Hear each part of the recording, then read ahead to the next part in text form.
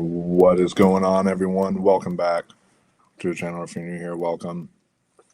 We are officially in the heat of award season, guys, because now we have the Golden Globe Awards, which is one of the biggest indicators for what's to come with the Oscars, especially on the international side of things, because they nominate a lot of international stuff, a lot of your like foreign films, stuff like that. So this will give us a good categorization on what to expect in terms of those. And I'm expecting a lot of surprises because of like last year where they did, challengers for best score, maybe like Surat, which is my favorite score of the year. Maybe that will like surprise and take score or something like that. And then, how like Sebastian Stan won for like a different man last year. It's like maybe some other major surprise will happen in that category. Like you never know. Like the Globes are different. They're not like the Academy. They help boost people like Fernando Torres. They help boost and everything to winning flow. They help boost to winning, which I called that since the beginning of the awards race. Just still bragging about that. They really do call a lot of this type of stuff. So I'm really excited to see the direction that they take with this. And I already have my predictions set. I mean, I think in Best Picture Drama, it's really between two.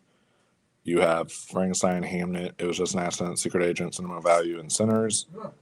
For me, what I think will win is either going to be Hamnet or Sinners. It's a toss up between those. I'm starting to lean Hamnet. We'll take drama, but then like my own personal pick would be like Sentimental Value if it was up to me. But then, like the comedy, musical, motion picture, they have Blue Moon nominated, which I'm actually drinking a Blue Moon, several Blue Moons tonight because to honor my boy Ethan Hawke and his wonderful performance. But yeah, they have Blue Moon nominated, Begonia, Marty Supreme, No Other Choice, Nouvelle Vague, and One Battle After Another. My pick would either be One Battle After Another or No Other Choice. That should win, but I think also One Battle After Another will take it.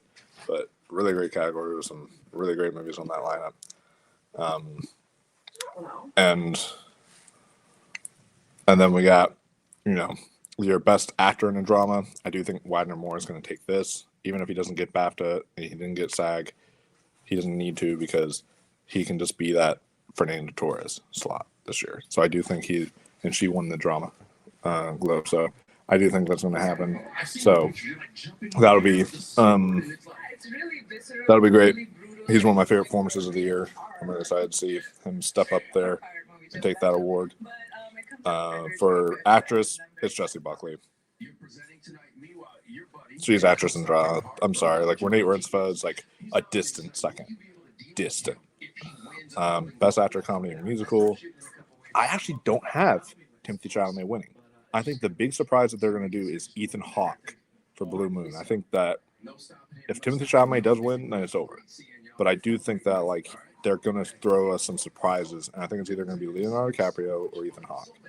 I think it's because they love awarding big stars. The Globes still do love doing that. So I think that Ethan Hawke is going to be kind of like the big star overdue narrative, and you're going to see him take home the prize, deservedly so. He would be my pick to win too. I think out of all these, he's still probably my favorite male performance of the year. Either him or like Lee Byung Hung. But yeah, Timothée Chalamet probably will end up taking it. And then best actress, comedy, or musical. You've got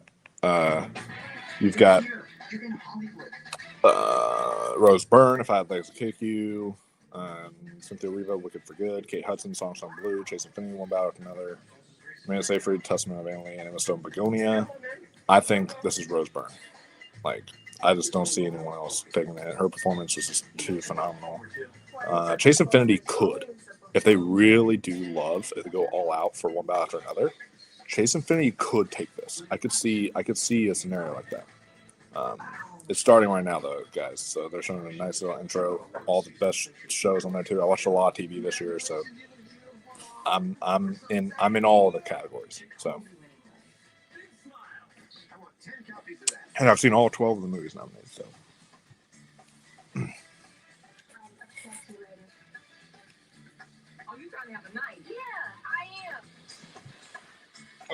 I've got some salsa stuff to eat tonight.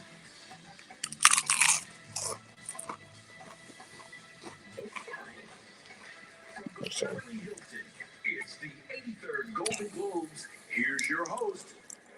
Oh yeah, how is Marty Springman comedy? Good question. I mean, it's got funny moments, but that movie is tense.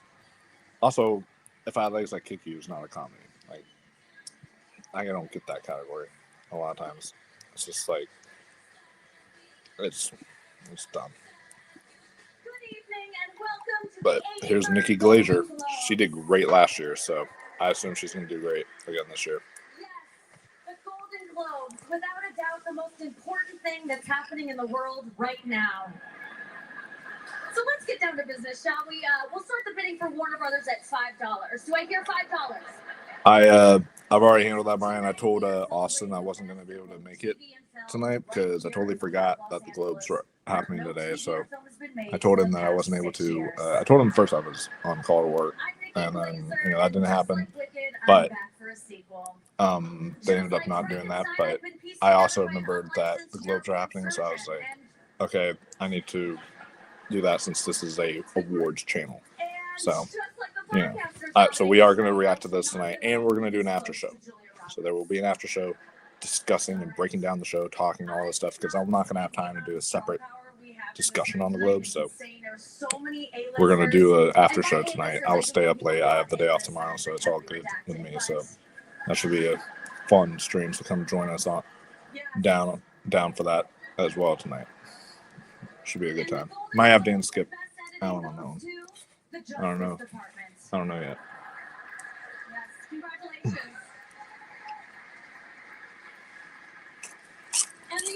Her dress is gorgeous. Yes, in cinematic and box office achievement, I believe. I think it's a BS category, but Superman is still nominated for that Golden Globe tonight. So we'll see if it takes it. I have Sinners winning the box office achievement. Because that was actually a legendary box office achievement. I was blown away by how well that movie did. So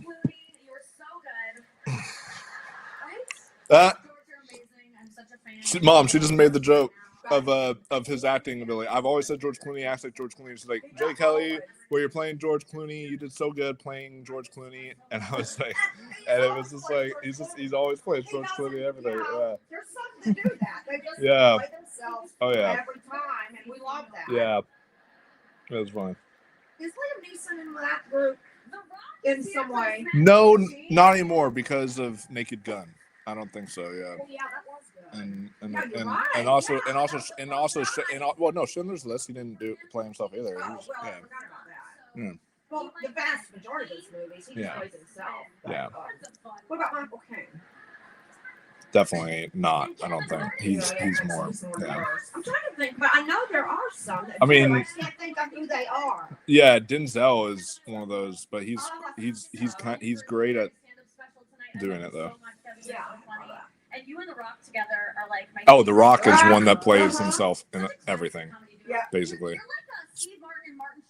Even in the Smash Machine guys, like his performance was still Dwayne Johnson, just in makeup. What's she saying? Under 50 IQ, yeah. We need movies too tomorrow. Level. Was it? Where is she? Hi, Jen.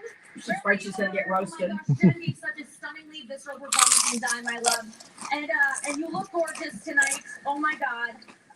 True story. I once told a makeup artist, can you make me look like J-Law? And he was like, honey, I can't even make you look like Jude Law. So we laughed. The cast of White Lotus season 3 is here. Oh yeah, White Lotus. I watched that one. Yeah, that was great. That was hard. Some of it was really hard. I love you guys so much.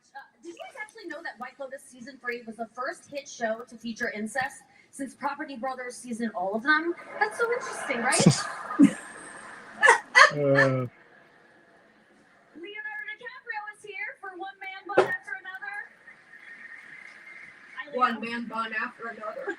How good was Leo in one battle? I mean, it's insane.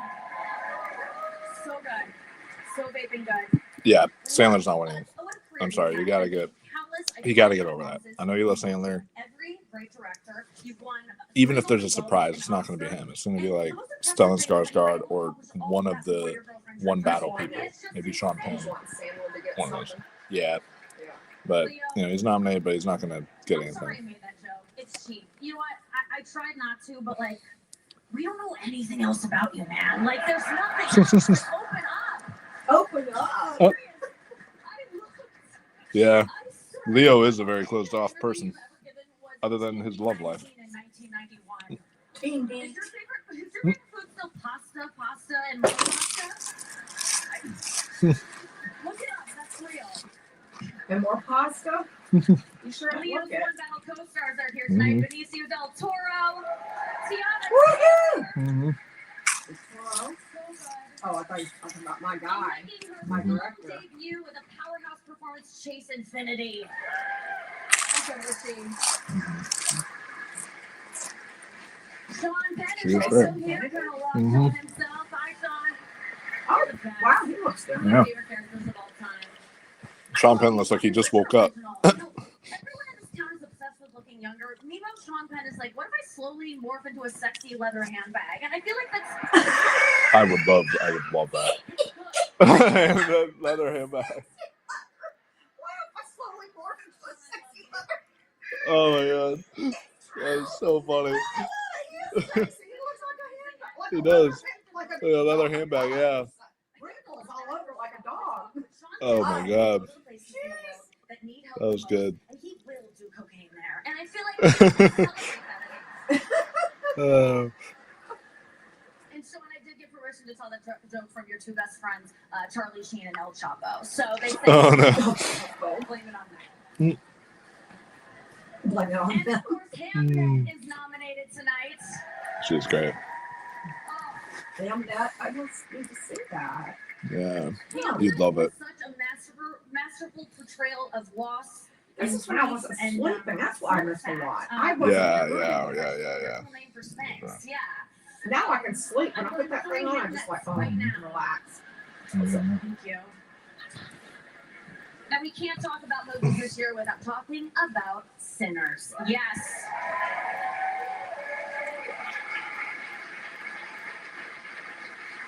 I mean, Sinners single-handedly saved Warner Brothers for about a month, but still.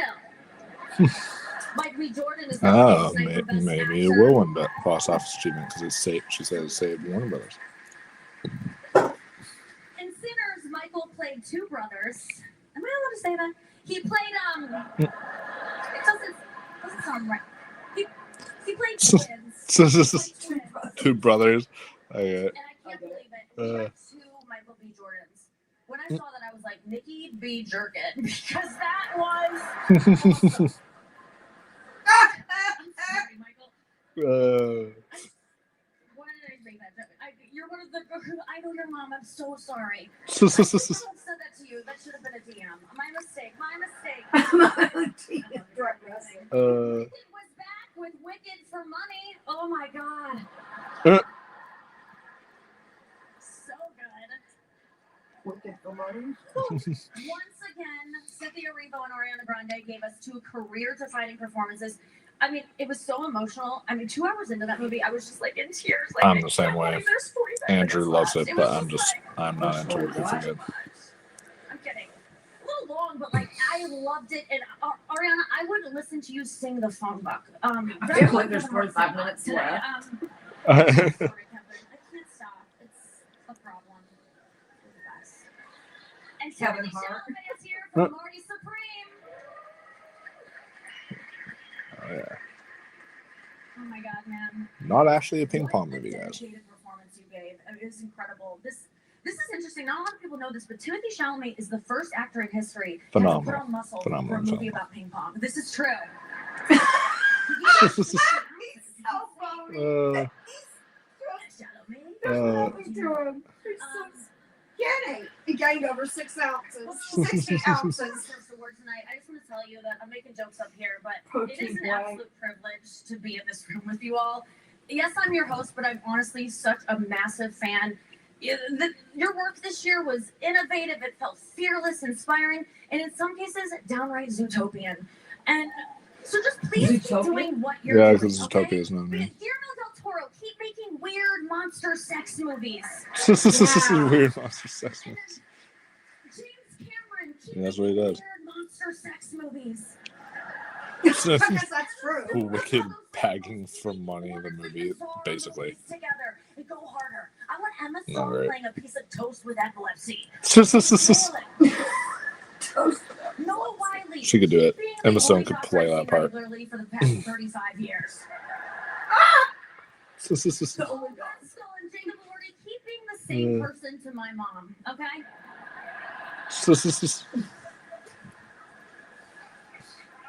Hans Zimmer, keep composing film scores that sound like what a bop. And Claire Danes, keep Is that what he making did? noises that sound like Basically, yeah. Too much walking. And lastly, Steve Martin and Martin Short, keep proving to us that in this industry, you are never, ever too old to still need money. I love you guys. Oh, I love it. That's so cute. Oh, yeah. Let's She put was their great. heads back and laugh about that one. It, Oh, he didn't get any attention. Our guy. oh yeah, from Severance. You know what it is. Yeah, Severance. Yeah, Yeah, Severance. He looks like. Yeah. Didn't make a joke about I know, it. He right? looks kind of like him. It's funny that we're getting a Golden Globes when the studio literally made a whole episode parodying the Golden Globes, and it's nominated as well, which is funny. Yep.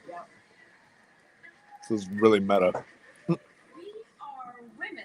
Oh, she's great. To support and honor our fellow women. She looks really we are good. thrilled to be here to present the award for Best Supporting Actress in a Motion Picture. So sad It's the that first award of the night, and Amanda honestly, Seyfried's just you are all fallen under already for that winners, movie. ladies, because you all delivered complex, heartbreakingly How young she was. performances this year. Jennifer.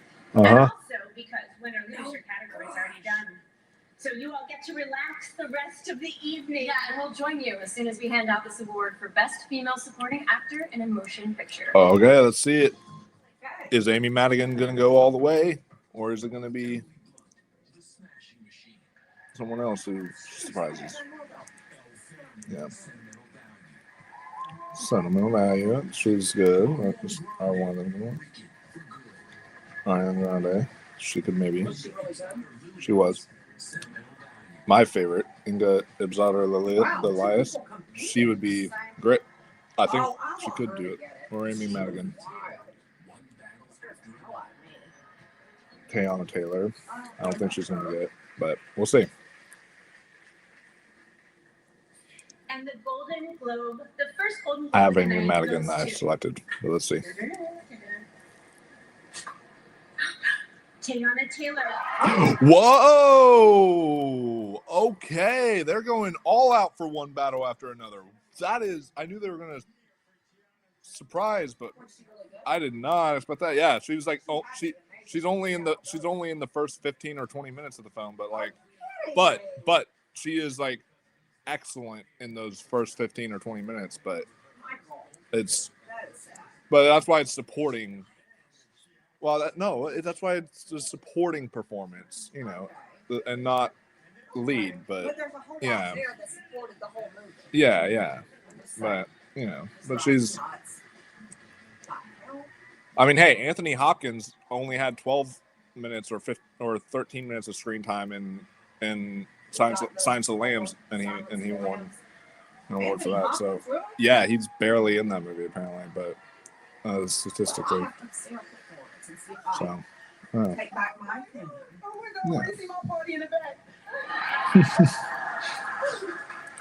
She was great. Oh my God, I almost didn't even write a speech because I didn't think I would. Damn, did not predict her, guys. This is really exciting. My baby's upstairs watching. Y'all better be off them damn phones. So I and think watching me. Benicio del Toro is going to take it Get now. off them damn phones and watching me right now. It might just be a full-on sweep tonight for that. In the name of Jesus, I thank you and I praise you for every part of this day. Oh, I like that. I'm on her team. Oh, Thank you to the Golden she's Globes emotional. for seeing me and reminding me that purpose always found this moment. To my mommy and my daddy, it's up for y'all anytime. I love y'all so much. Thank you for being here with me tonight. To my tribe. Oh my God, my grounding force, my joy, my daily reminder that love is an action, not just a word. And everything I do is rooted in that I agree. truth. Reminds me of old Globes, like Portman winning for Closer. I agree. Thank you for your vision, your trust, and your Yeah, you do feel her presence throughout. Let him cook. Thank you so much for holding space. Absolutely. He does cook. Sean, Benicio, Chase, Regina, everybody, the crew, every single person. Yeah, one of my live comments makes a good point. That even though she's only in the movie for a short time, you feel her presence throughout the whole rest of the film. So it's like it's like she's always lingering. Yeah. This whole journey Oh, yeah. would not exist without you. It's great. I love her. I'm really happy about that. To my brown sisters. And I got a bot in the chat. Let me She's gonna write a book. She's I'm banning and deleting the bot. There we go. Oh yeah. Our voices matter and our dreams deserve space. Thank you so much, everybody.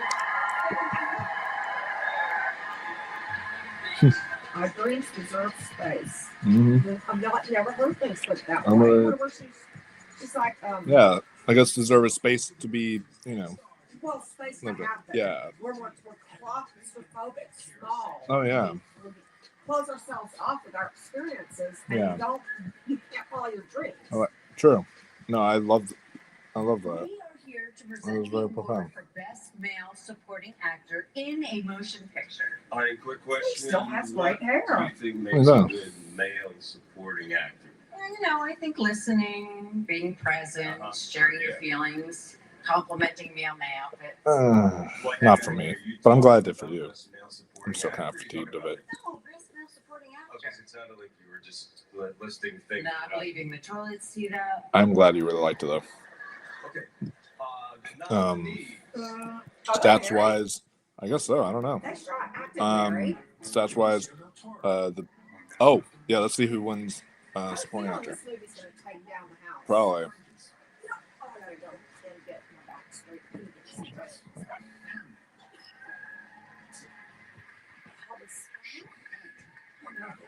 Sean Penn. Had a Maybe. good cast. Hey, sweet, it's not secret to get the job. Yes. Come on, Stellan. Come on, man. He's told him. Let's see who takes it. Two, Stellan. Yes, he did it! Woo! What was that for? Stellan Skarsgård. He got his moment. He's finally gotten his moment. Yes. This he was in a Sentimental Value, but he finally got his moment, and he's my favorite supporting performance of the whole bunch. So I'm super duper happy about that. Oh man, now he's gonna go. I'm hoping he gets. I think he's gonna win Globe and BAFTA. He wasn't nominated for SAG, but that doesn't mean anything. I think he's gonna win Globe and BAFTA, and that's gonna lead him to winning an Oscar finally. Cannot wait for that to happen. That's gonna be great. And then we got stats wise, the biggest upset of the night would be PTA winning either director or screenplay, let alone both. Only 3 adapted have won screenplay. Only 2 comedy directors have won in the last 20 years. That would be. I do think PTA is going to win director. And then I have Jafar Panahi winning screenplay. I think either Jafar Panahi or like a Joachim Trier or something will win screenplay. But we'll see what happens there. Or maybe even Sinners. Yeah. Yes, category 5, but yes. Hey, as long as he gets to win an Oscar, I would be very happy. I'm glad he won a Globe. I'll listen to this speech. One of my favorite actors. The greatest actor to not be nominated for an Academy Award, I think, might be Stellan Skarsgård. Even if they know I love them. But I got to thank my wife, Megan, and Everett Skarsgård. So maybe he's the career narrative. I thought it was going to be Amy Madigan, but maybe he's the career narrative this year. Tough lover and very educational. And also my children have been very educational. I'm playing a father that is a bad father there, and my children have really told me what the bad father is. But most of all, I'm very happy for this because it's a small Norwegian film with no money for advertising or anything that gets to see the world in this way. And hopefully you'll see it in a cinema because they're an extinguished species now. I got to see it in the cinema. I'm very glad I did. Although the theater was so... the theater next to me was playing Wicked, and that was so fucking loud that there was emotional moments with Stellan Skarsgård. And then it was like you would hear Cynthia Erivo saying, like, no good deed goes unpunished. And it was like, oh my God, I don't need to hear this right now. It was fixed her shit, theaters. But I love seeing it in the cinema. John Goodman and Steve Buscemi are better. They are really up there. I don't know. They might be, but Stellan Skarsgård is. I think those are definitely the top three. It's John Goodman, Steve Buscemi, and Stellan Skarsgård to never be nominated for an Academy Award.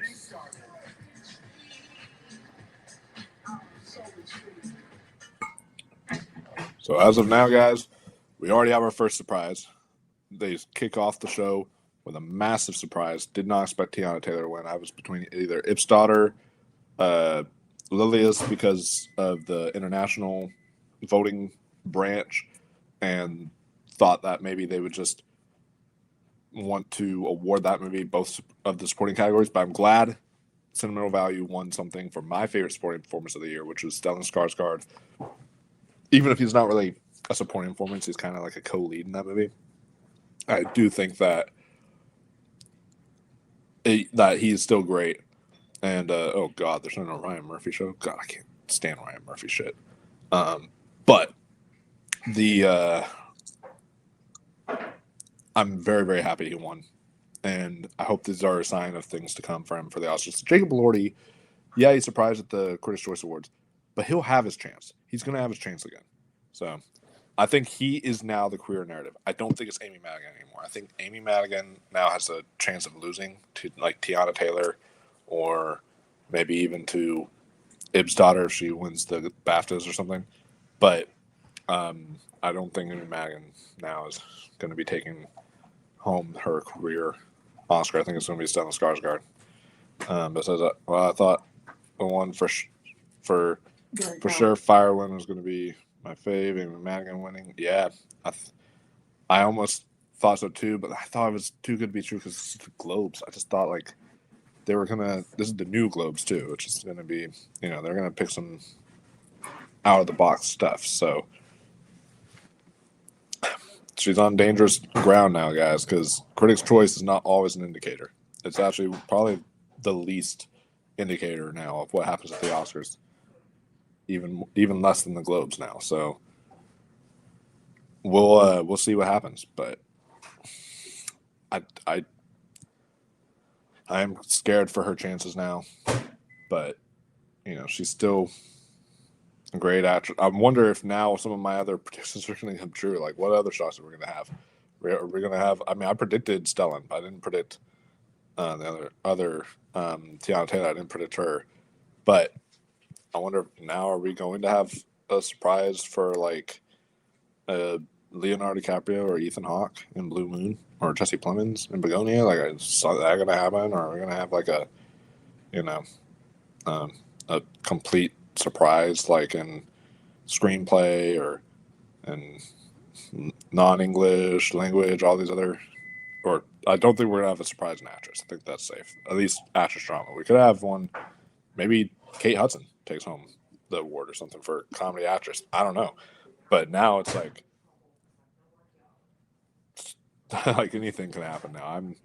They really love One Battle After Another, so I think that's going to be taken home a lot tonight. But they also like to spread the love. I've noticed this about the Globes. They love to actually spread it out and not just like sweep everything, like the Oscars, how they did with like Nora last year, how that won like 5 Oscars or whatever.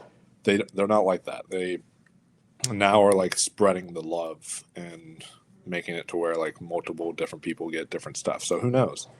We'll see. But I do think One Battle After Another is definitely the shoo-in to win for that. Oh my God, these bots need to stop.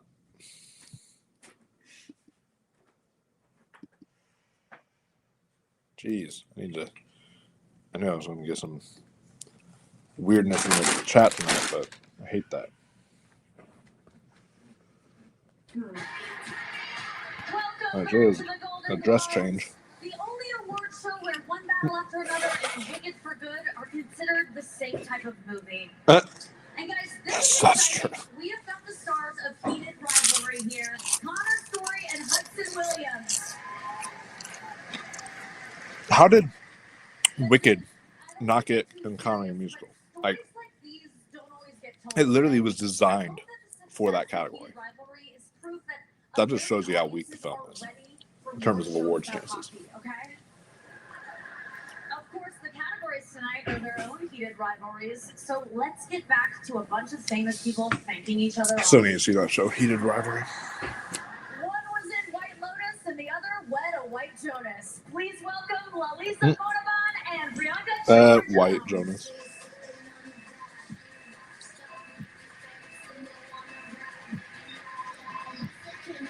That K-pop Demon Hunter song? Sounds like it. We're honored to present the award for Best Performance by a Male Actor in a TV Series Drama. The nominees in this category have taken us on a journey with their performances this year, Some had us flying through the solar system with Rebels. and others took us to magical faraway lands like Pittsburgh. Okay, that might not be a magical land, but go Steelers. Where are you? Pittsburgh, yeah, go Steelers. I'm a Steelers fan. Sterling K. Brown, Paradise. I'm going to be watching Paradise soon to catch up for the new season. Oh, Andor, yes. Diego Luna is great in that. Ariel Nunez was great. Mark Ruffalo, Task. Mark Ruffalo is so good on Task, guys. Oh my God. Adam Scott, Severance. He's great on Severance. I watched a lot of these. The Pit. But yeah, Noah Wiley is the best in The Pit. The Pit season 2 is so good, guys, so far. Oh, starting off so strong. And the Golden Globe goes Best show on TV right now. Noah Wiley. There it is, Noah Wiley.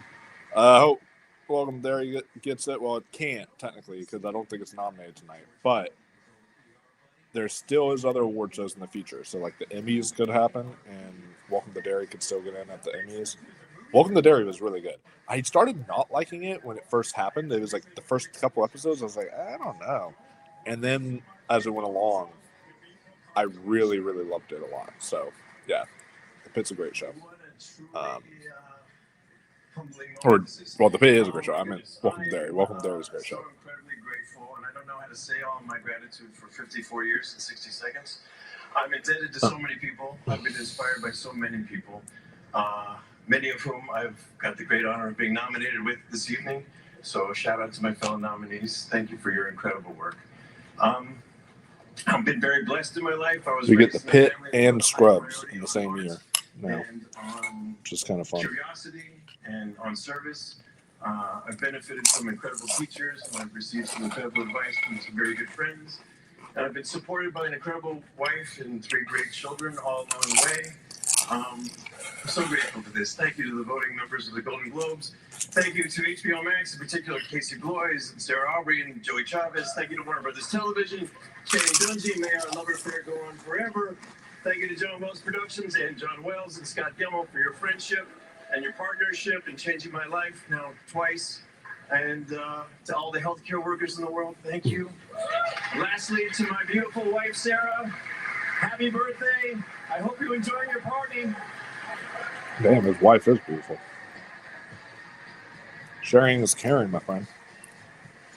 Please welcome the host of Smartless, Sean Hayes, Will Arnett, and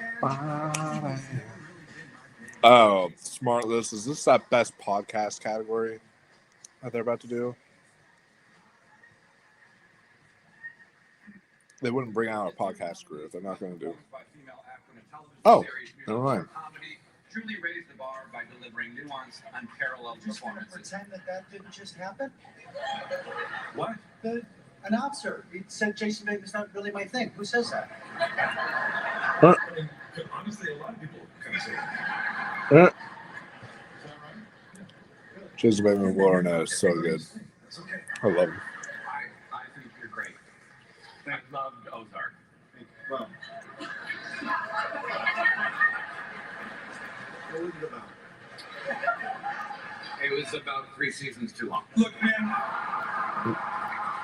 This is, dude. I can't. You managed to make a best performance by a female actor in a musical or comedy category about you. That is just wow. That's wow. Do you get it now? Yeah, yes. You got it. The nominees are So good. Kristen Bell. Nobody wants this. She's good. The show's okay. It's good. Iowa Debris, the bear. She's excellent. Selena Gomez. She's really great. Natasha Lyonne. Poker Face. So sad Poker Face got canceled. Jenna Ortega. Wednesday. Jenna Ortega is really good in the show for just an okay show. And then Gene Smart for Hacks. She's going to take it. That's easy. Very easy. Female actor in television series, musical comedy. Yeah. Somebody who We already know that. No, this person's about to like me. Check this out. Gene Smart. Yeah. So Hacks is about to end next season, which, will be good. Oh, what have you done to yourself, Jenna Ortega? But, it's going to finally end next season, so that means other people can finally win. But for as long as it's on TV, no one's going to win right now. So sorry, I'm checking this feed here and there belatedly as my internet connection is out of whack. So sorry if any comments are my Minecraft with that. It's fine for now. Nothing. I've not noticed anything off. So, but I'm still hoping Madigan takes the Oscar and becomes this year's equivalent when Ruth Gordon won for the scary movie Rosemary's Baby, made by Axel Master Polanski. Yeah, that'd be great. But and Amy Madigan was an Oscar nominee for another movie that didn't get a Best Picture nomination. However, Weapons got in at the PGA. So is it going to get in for Best Picture? That's something. Wouldn't that be crazy to have Sinners, Frankenstein, and Weapons on Best Picture? That would be a wild win for horror. A wild win for horror. Showrunners, I have the best cast led by the brilliant Hannah Einbinder. I have, and my kids, Joe. I mean, I'm just surrounded by so much support, and this show has been such an incredible journey. And our writers' room, and God bless you all. Thank you so much. And there's just a lot that could be said tonight. I said my rant on the red carpet, so I won't do it here. But thank you. But let's all do the right thing. I think everybody in their hearts knows what the right thing is to do. So let's do the right thing. Yeah, do the right thing, like the movie.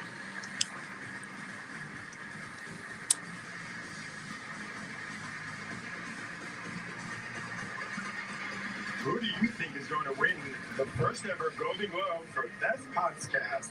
Let's check out the top 3 predictions on Polymarket. Well, it looks like Amy Poehler. Why is this a category? Why? They did not make me for Best Podcast. Come on. Thanks, man.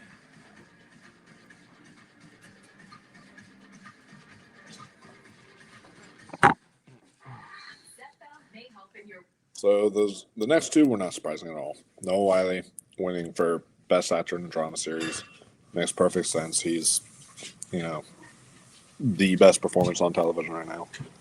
And then you have Gene Smart and Hacks, who is also great on that show. So that's also not surprising.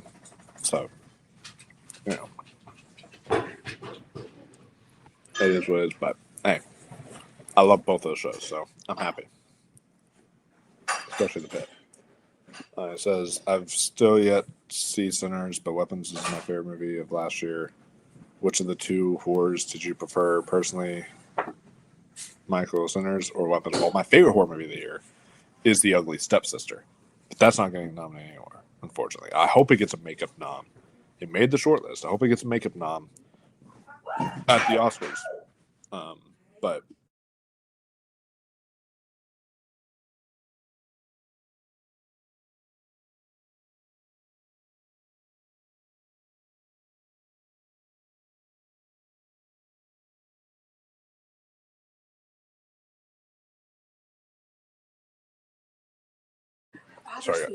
sorry guys, I was doing that,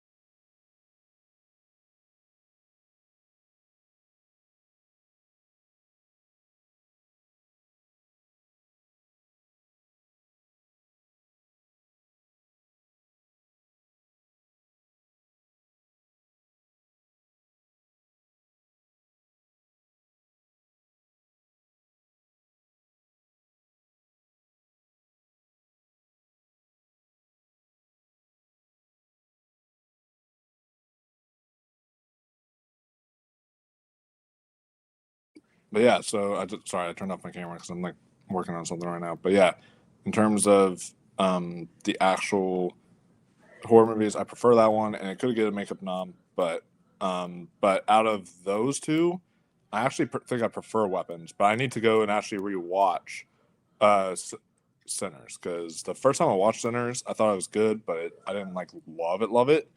But I gotta check out the I gotta rewatch them. But I have rewatched Weapons. I've seen Weapons twice now, and I really liked it both times. Let's see.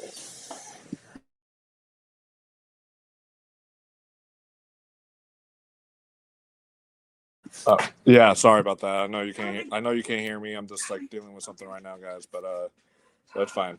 And then Weapons may have actually been dethroned by Wicked Dead Man. That was another great one. That was another really great movie, Wicked Dead Man.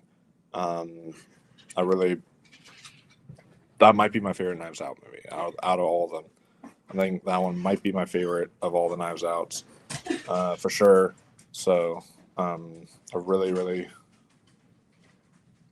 I just loved how the direction it took, the commentary on like the religion aspect and everything, and what they talk about with it. So yeah, I really loved Wake Up Dead Man a lot. I wish it got a Globe nom. It's weird that I didn't get any Globe nominations at all, which is just very, very odd to me. But yeah, it's kind of different.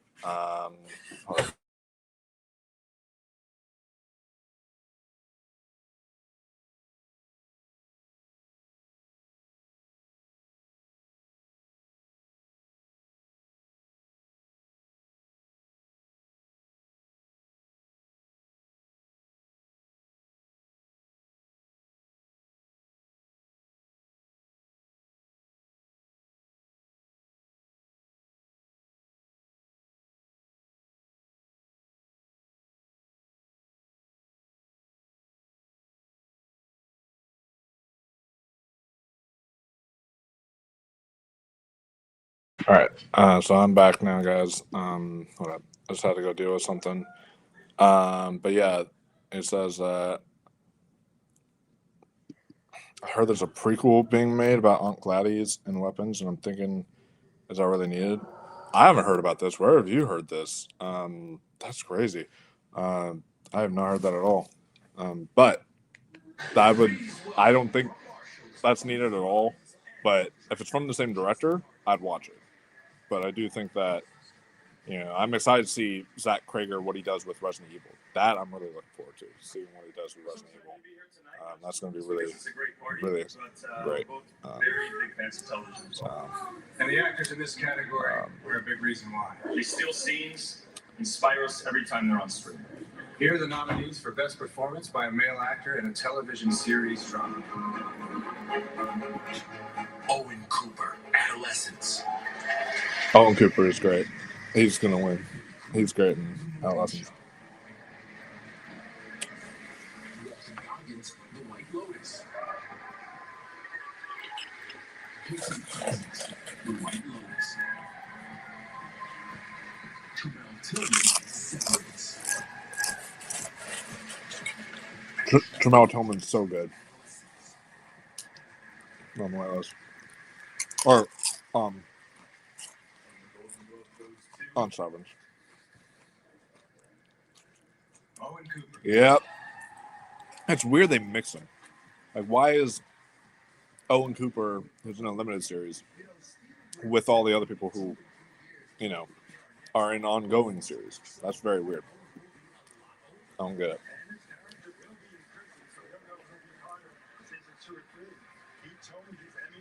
I like the stats. They're showing the stats right now underneath each actor. So, like him, it says 1 nomination, 1 win. I really like seeing, like, statistically all of, like, what all of that kind of stuff for an actor. Standing here at the Golden Globes.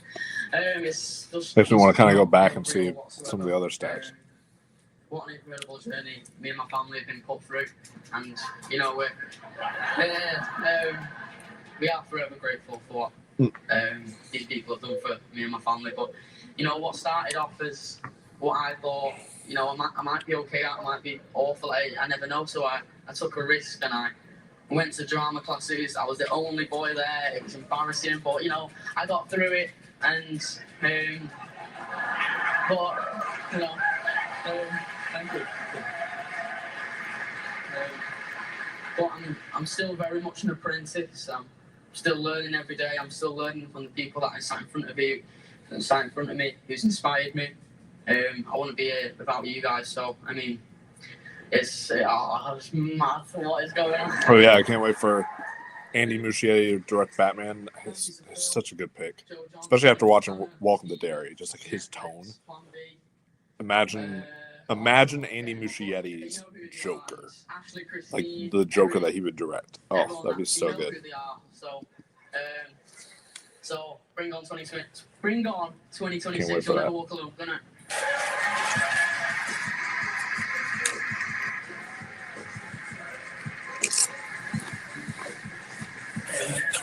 Director Zoe Kravitz, and from the upcoming film, Hoppers, Dave Franco. Hoppers, that is going to win all the Oscars next year. Bill Skarsgård as the Joker, that would be great. Although, I don't want him to just be typecasted as playing clown characters. I want, like, him, because he's a great actor, like, beyond just Pennywise. I think that he should play other parts than just playing clowns. Yes, that too. And for the record, you guys can They were stop both following great this room in to where we the go. studio. I'm Zoe Kravitz, and I have my own shrooms. I am not Zoe Kravitz, and I will absolutely take your shrooms. The point is, a great performance makes a character just as real as anyone you know. She's always looking stoned. Almost, like, literally every single time she's on screen, she's always stoned. TV series, musical, or comedy. Adam Brody, Nobody Wants This. Oh yeah, I always love that where it shows where they are in the audience too. I love that. I still need to see Chad Powers. Seth Rogen's gonna win though. Martin Short, Only Murders in the Building. Jeremy Allen White, The Bear. Jeremy Allen White's great, but it's not a comedy, guys. What are you doing? God, Emmys do it, Globes do it. Come on. Seth Rogen. Yeah. I love that little Martin Short joke. He was about to get up, like he was like, "Oh, me," and he was about to stand up and such. That was funny. Yeah, like right there it says he has now 2 nominations and 1 win.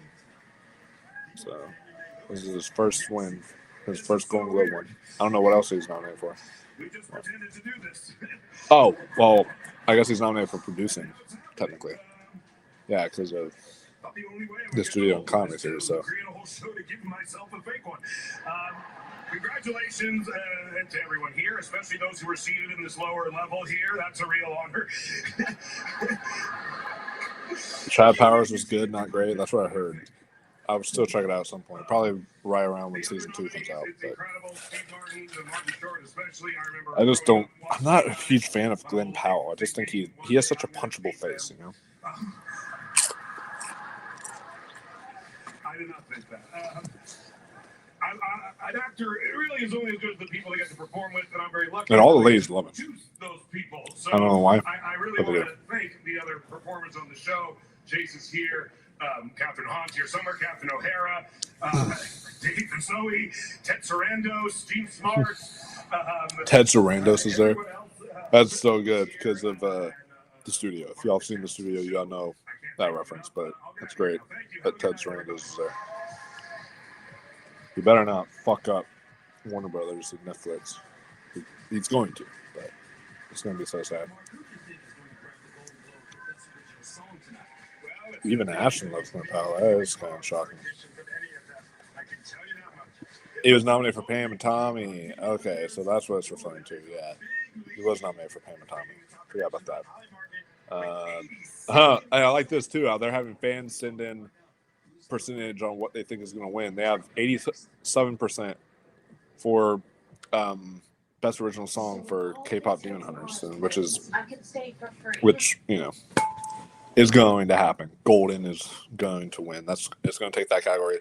Let me look at some of the other categories here and tell you guys some of my predictions and other categories and such. But I know for sure that I have K-pop winning best original song, and then best director. I still got I've got Paul Thomas Anderson winning best director, and I've got Jafar Panahi winning. It was just for screenplay for It Was Just an Accident, but the screenplay is interesting because I could see Jacques Trier taking that. I could also see PTA winning. I could see Ryan Coogler winning, but I think it's between Ryan Coogler and Jafar Panahi right now for screenplay. And then I've got, best animated film, K-pop Demon Hunters. That's right now.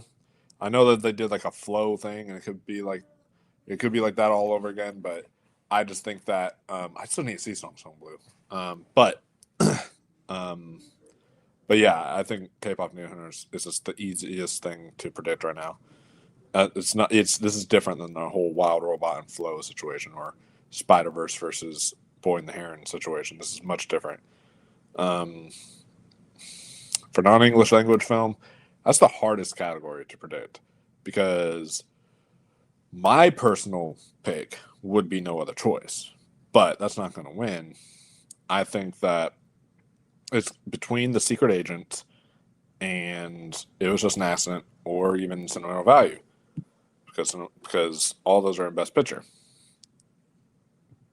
I am leaning It Was Just an Accident, but I could see a world where The Secret Agent wins. The Secret Agent is kind of like my toss-up pick.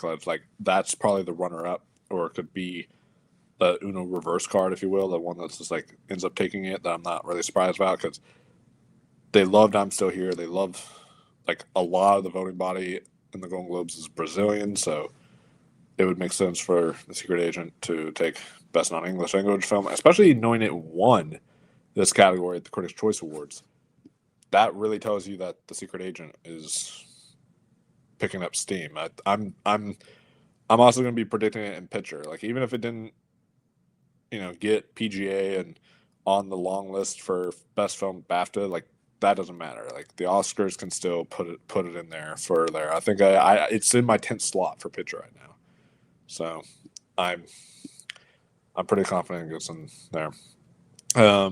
For Cinematic box office achievement, stupid category. Already said though that I think it'll go to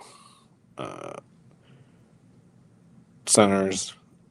The runner-up, I think, could be possibly Weapons, but those are like the only other one.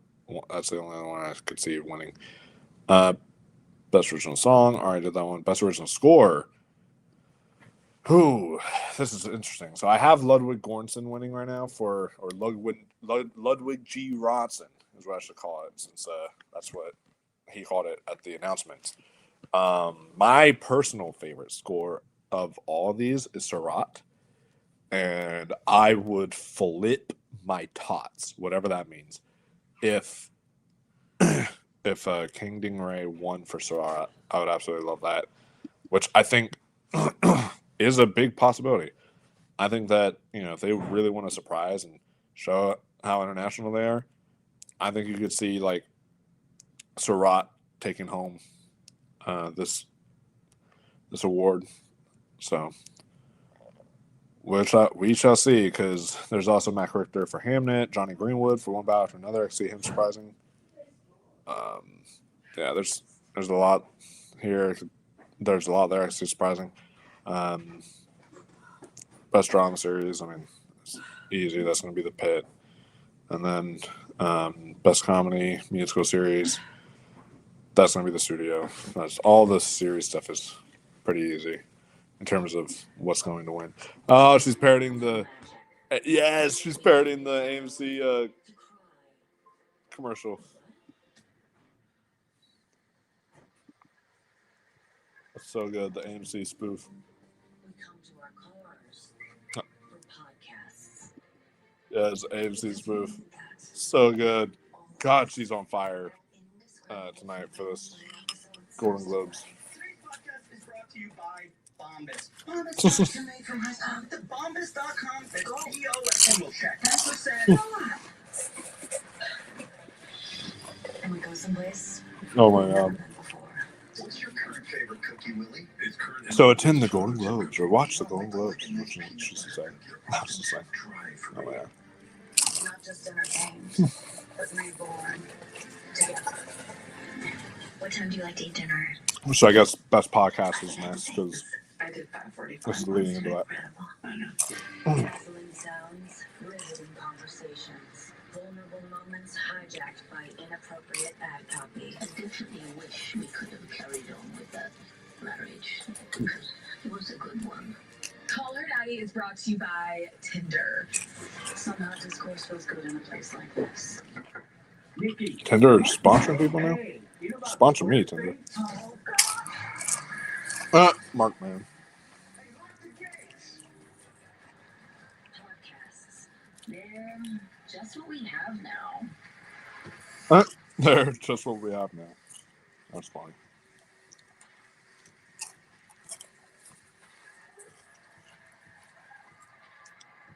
And of course, Snoop Dogg is there to deliver best podcast. Wow.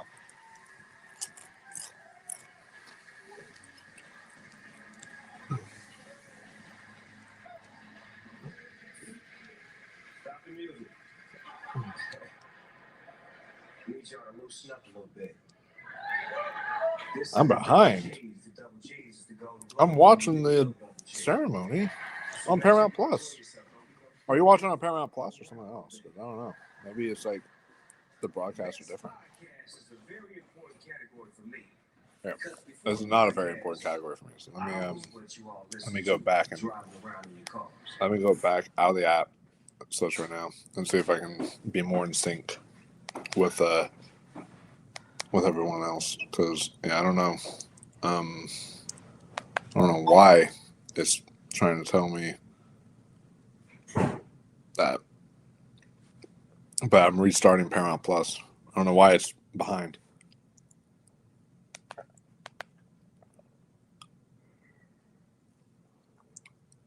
Paramount Plus is the glitchiest. I don't know if it's this way with everyone else. It is the glitchiest streaming service, even to this day. It's been around now for like, what, 2-3 years? It's been around for a while, and it is still to this day the glitchiest streaming service. Mel Robbins podcast. All right, they're announcing the nominees. I don't know if I'm still in check with everyone else, but I restarted the whole app, so this is where we're at. YouTube TV. Yeah, maybe it's just different broadcasts for different stuff. I don't have cable, so I'm watching on Paramount Plus, which I love. The Oscars are going to be coming to YouTube because that will make it easy for me. I don't have to actually pay or do a free trial for YouTube TV just to watch the Oscars. You know, I've been having to do that and everything, but now it's like I won't have to deal with that anymore. Now it's going to be on YouTube, and if it's going to stream on YouTube, that means it'll be that way for everyone. It's not going to be all these different broadcasts. This broadcast is showing this. This broadcast is showing this. It's not going to be like that the whole time. So it'll be what are you doing, Steve? But yeah. The winner is Good Hang with Amy Poehler. Interesting. I really don't care, but interesting.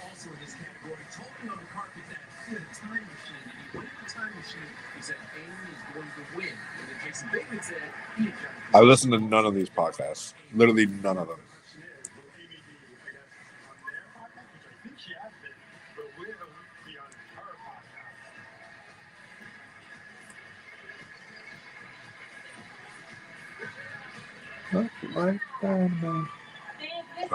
This is exactly how I pictured it. Snoop giving me the award.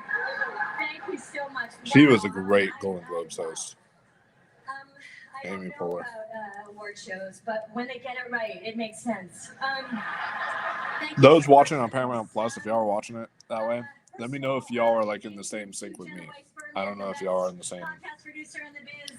same I share this win with you. Thank you to Joel Lovell. I love you. Thank you for in the same everything. spot that I'm at. I don't know. Thank you to Spotify and to Bill Simmons especially, who got this from the beginning. Thank you to everyone at The Ringer and Paper Kite who make this show with me. Oh my God, what else? I was going to say so many cool things. Thank you to Ben Davis, Brad Slater, Sharon Jackson, Dave Becky, Warren Durr, Louis K, Jeff Woolman for always having my back. And I just want to say that I know I'm new to this game. I have great respect for this form. I have great respect for all the people that I have nominated with. I'm big fans of all of you, except for NPR. Just grabbing my chips. There's some more award snackage. That I don't have the themed foods. That's gonna be for the Oscars, where I do themed foods. I'm gonna be doing like Marty Supreme pizza, hand-knit sandwiches, cinnamon, Tool Value, with cinnamon rolls, stuff like that. So there's gonna be like different foods that are all themed to the nominees and such.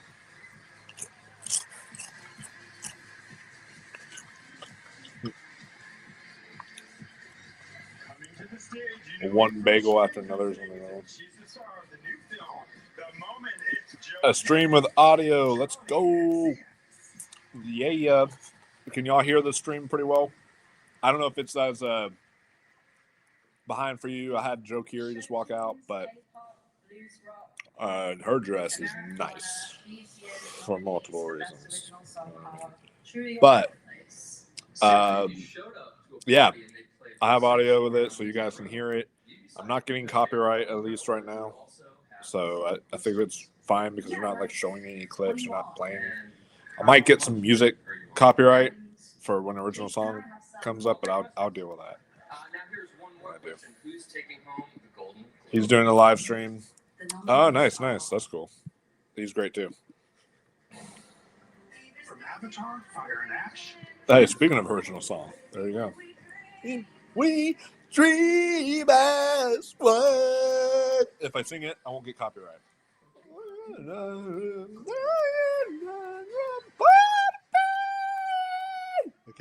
I can't sing that like her at all. I don't even know how I like to use this. This song is so forgettable. I don't even know how it goes. There's no place like home. Okay. Oh, wicked for you. Home. Oh, that's how it goes. Okay.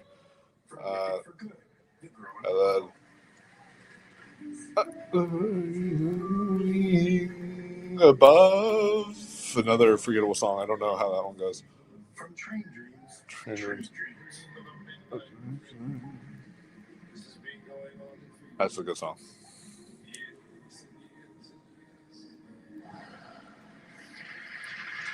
And the Golden Globe goes to Golden from K-pop Demon Hunters. Yeah, Golden wins. Yeah, I wish I could actually put it on the screen for you too, but I know that would give me copyright because of the music and some of the songs and such. But I'm taking a chance doing this for you guys. But I'm glad that you can at least still listen to it and hear it, and that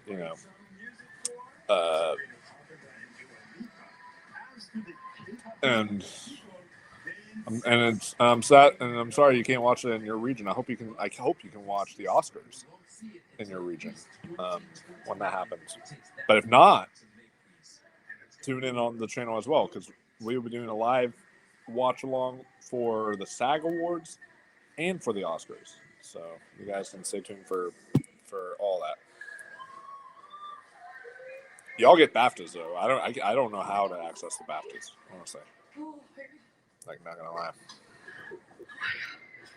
Oh my god, I gotta text my friend Noah, because he's gonna geek out right now at this winning. You guys are incredible. Oh my god. When I was a little girl, I worked tirelessly for 10 years to fulfill one dream, to become a K-pop idol. And I was rejected and disappointed that my voice wasn't good enough.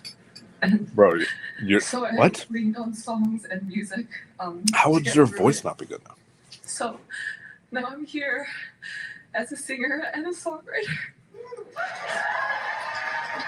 Like, her voice, like, I couldn't even match that. I was like, like, I can't even match it. It was like hard to match that song. Is helping other girls, other boys, and everyone from all ages to get through their hardship and to accept It's hard to match that themselves.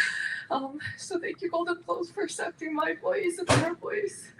I just want to say thank you to my family, my fiance, I love you, my mom,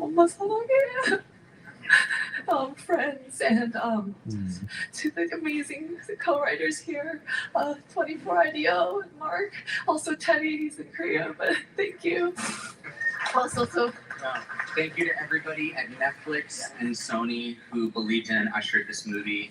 And thank you to our teams, our families and friends who've been on this journey. And it's been an amazing year for musical storytelling and movies. We're honored to be here amongst all these other movies and songs. Thank you so much. thank you to obviously Maggie and Chris. And I just want to say this award goes to people who've had their doors closed at them, and that I can confidently say rejection is redirection.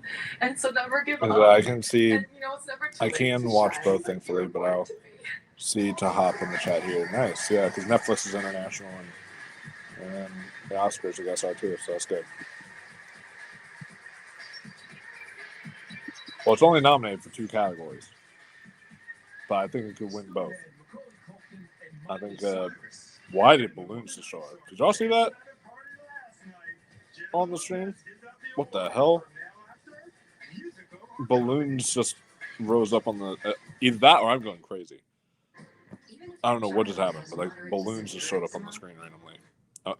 I've only had one beer. Am I not able to hold that my liquor that bad? Holy shit. But yeah, no, I think I don't know what that was from.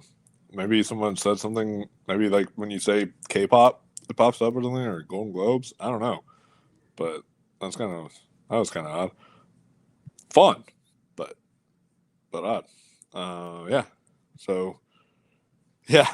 YouTube is celebrating Golden's win. There you go. That's the way I'll put it. YouTube is celebrating their win. They're like, yes, here's balloons to celebrate K-pop Demon Hunters. So it looks like everyone else saw it Yeah, that's kind of crazy. But yeah, I do think K-pop could win everything that's nominated for, because I think it'll win animated feature, and I think it'll win. I think it has one song, so it's crazy. Guys, tell me about it. Comment bots be crazy. I gotta I don't actually have moderators. I need to have moderators for the channel, but I need to have EDM. You're here all the time. I might make you a moderator at one point or something, because I gotta have people actually get rid of these bots for me, because this is insane. I don't get what's going on here. This is really stupid. I have to keep on deleting and banning bots. It's probably what's funny is it's probably the exact same person, and they just keep on making multiple accounts and such. Oh, I'm excited for Dead Man's Wire. It was on my top 10 most anticipated of the year. If you guys got to watch that video, if you haven't watched that video, it's up on the channel now. You guys can watch me talk about that. But yeah, really excited for that movie. Talking about Bill Skarsgård as well. Yeah. I'm very excited for Dead Man's Wire. Oh yeah, of course, you too. I have to figure out how to get moderators on here. I forgot. I did it once, and then it's those people didn't want to be moderators anymore or something. So I gotta figure out how to do that again. But yeah, off to an interesting start. I mean, so far everything else except for supporting actress in a motion picture is very predictable. Very. Everything else is just kind of, it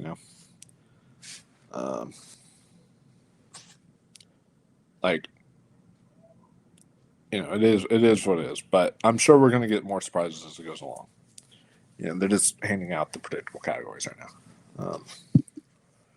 If K-pop had theatrical release, I think it might get PGA nom and Rival F1 for my final top 10 picture nom. But I needed the buzz. I do think if they would have done things differently, I just don't think they realized how big K-pop Demon Hunters was going to be. But if they would have done things differently, I think that now instead of Frankenstein, and now we know Train Dreams after the PGA nom, but I think you would have seen K-pop possibly get into picture along those 10 if they would have played their cards differently and released it in theaters and then had a big showing for that movie, because they did release in theaters for a little bit because of the sing-along edition. But I think that they could have easily played their hand differently and made it even more sustainable to get an Oscar now. Which, by the way, thank you guys for tuning in. We have 18 people watching right now. This is crazy. Thank y'all. And all y'all watching, be sure to tune in again, because at around 11 o'clock, something around there, 11:30, will be when the after show is kicking off. So discussing all things, the winners, and breaking them more down for you guys, because I only get to have little segments in between here for that. So should be a lot of fun, guys. So to talk about that, talk about Nikki Glaser as the host, who's killing it this year. She's even better this year than she was last year. So doing a really, really great job.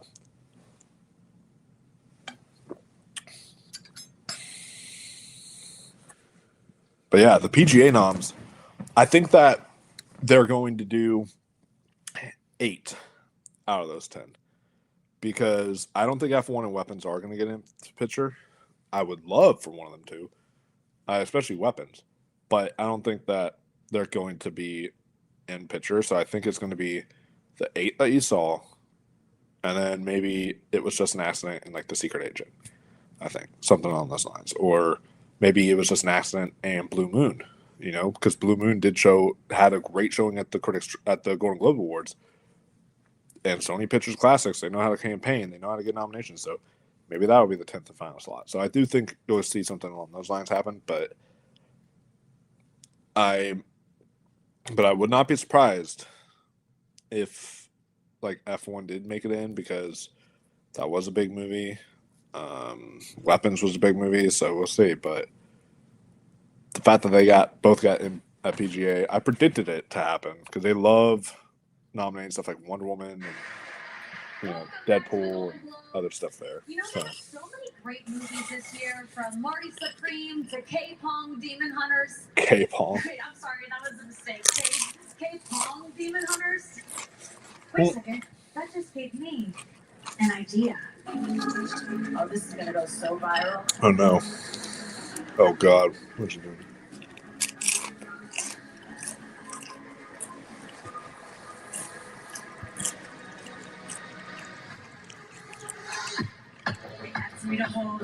Oh my God.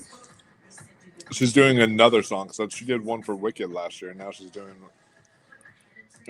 one for Golden. Oh yeah.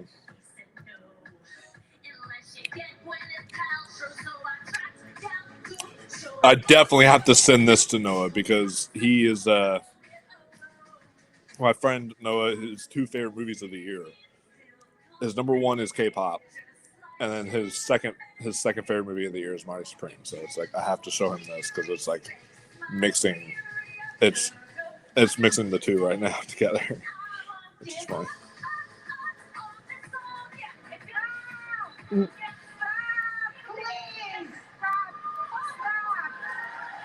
Hey, there's a Marty Supreme actress right there. She's good, Marty Supreme, but not like amazing. Brain Dresser. You Let me go there. have to stop singing. Your voice is so annoying. Yeah, it was Wicked Conclave last year. That was fun. 0% chance. Who would I love to see get nominated? There's 0% chance.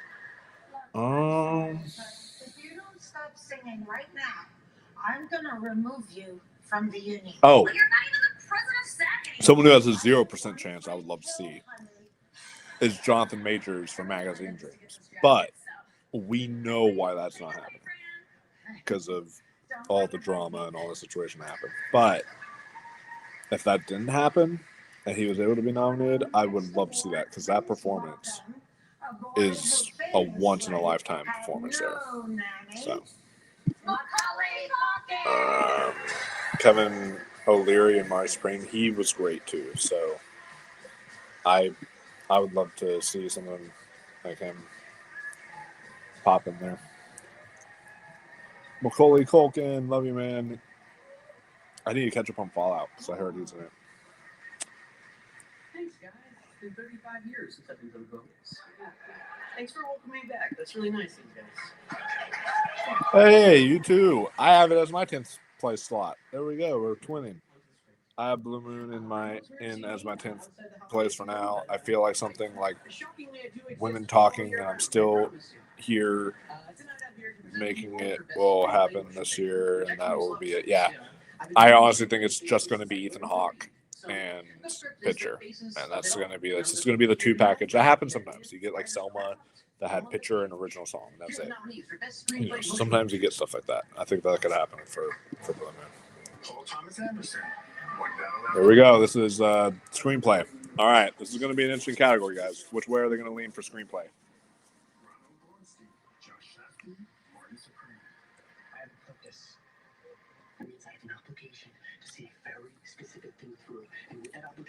Marty Supreme was so good. God, I hope Odessa gets nominated. Sad she wasn't nominated. No ghost, no magic, just power. Jafar Panahi, it was just an accident. I haven't gotten to the winner yet either, Ross. I know it sounds like it's shocking because of his comment. Oh my God, I would love for Sentimental. That's my favorite screenplay of the year. The Sentimental Value. So I would love for that to win. Chloe Zhao, Maggie O'Farrell, Hamnet. He's got more inside of him than any man I've ever met. Who are you looking for? William Shakespeare. All right. Yeah. So the Golden Globe goes to Paul Thomas. Oh my God, there it is. Damn, they love one battle after another.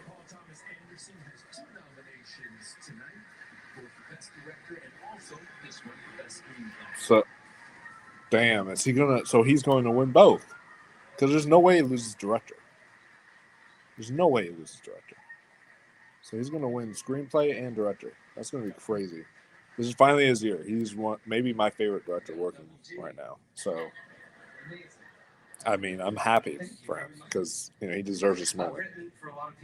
But man, kind of a little bit of a bummer, just because it's making award season kind of boring now. Like, is this just gonna be how it's gonna be? Like, just a sweep for one battle? Like, I want interesting stuff. Seeing Stellan win. Okay, that was interesting. That's different. It's like, oh, whoa, okay. Maybe they'll, maybe he'll win the Oscar. Like, that was interesting. I don't know. I just think that they could have made it even more interesting by having PTA only win director. But I don't know. But I am happy he won. Shana McHale's a great writer. She played JP in this movie. From here on out,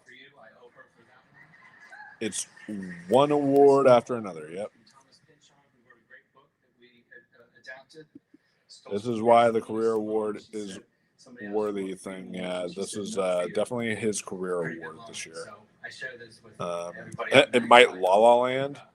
No. And are you talking about like losing picture or something, or what are you referring to? Because I'm curious what you mean by that. Let me know in the comments. But that's true. Original song, Emmy, was underrated. That was a very underrated category. Some great stuff. I think the We Are Good, the Galaxy is Watching should have won, personally.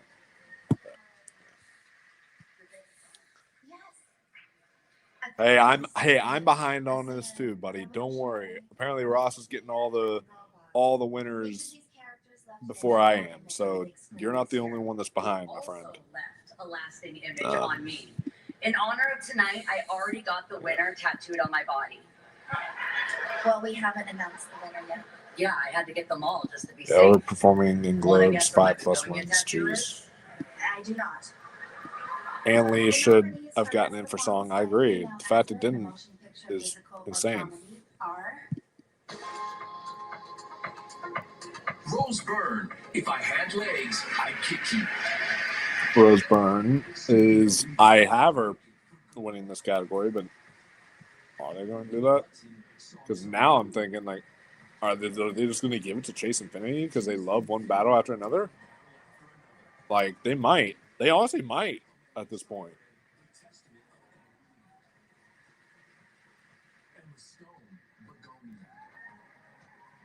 Stone Begonia. Oh, yeah.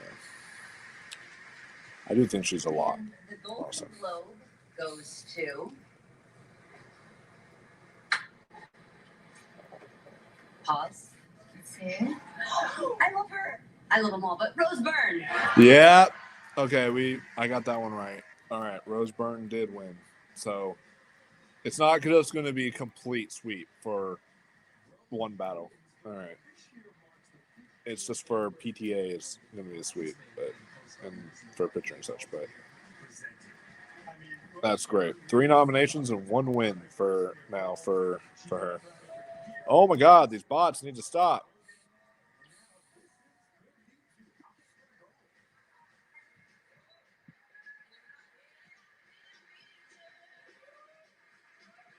Yeah, that would have been nice. An Emma Stone surprise. That would have been real nice.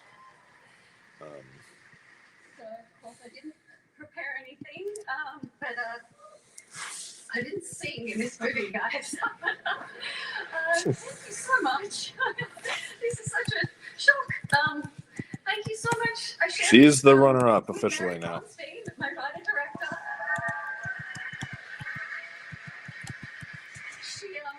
She wrote this unbelievable screenplay, and she wanted me to do it, and I can't believe that you wanted me to do it.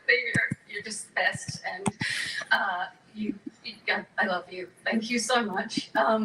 My fellow nominees, I just can't believe I'm here. Thank you so much. Thank you to A24, to our brilliant producers, to Josh Safdie, Eli Bush, Ronnie Brunstein, Sarah Murphy, Ryan, everyone at A24. Thank you so much. Thank you for believing in me and giving me this opportunity. We shot this movie in 25 days for like $8.50. Thank you so much. This is like a tiny film, so this is a huge thing to be at. This is very, very exciting. She is just finally got around to seeing this movie, and she is truly phenomenal in one battle, or well, not one battle. I have one battle on the brain now. She's truly phenomenal in If I Had Legs, I'd Kick You. We're getting a bearded dragon, and he went to a reptile expo in New Jersey. So thank you, baby. So good.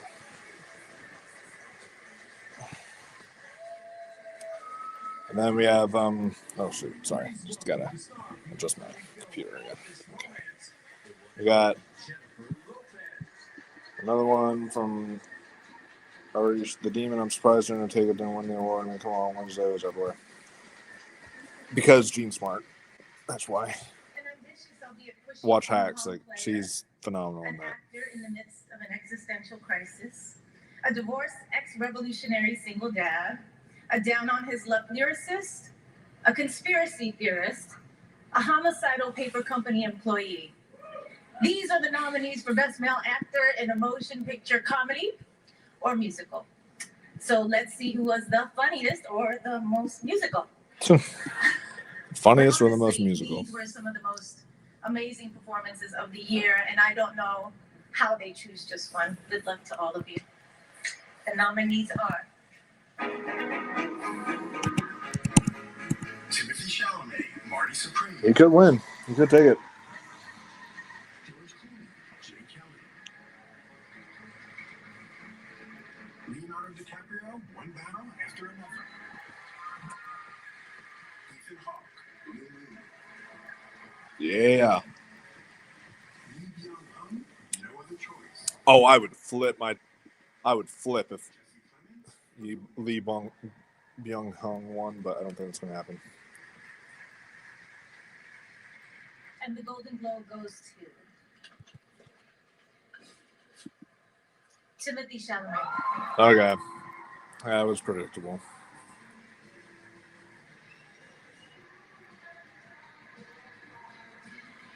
Marty Supreme also nominated for Best Motion Picture, Musical, or Comedy. And here's an interesting thing. You know, Timothy is also nominated for a Grammy for his work on A Complete Unknown. And there's his girlfriend. Everybody wants to go.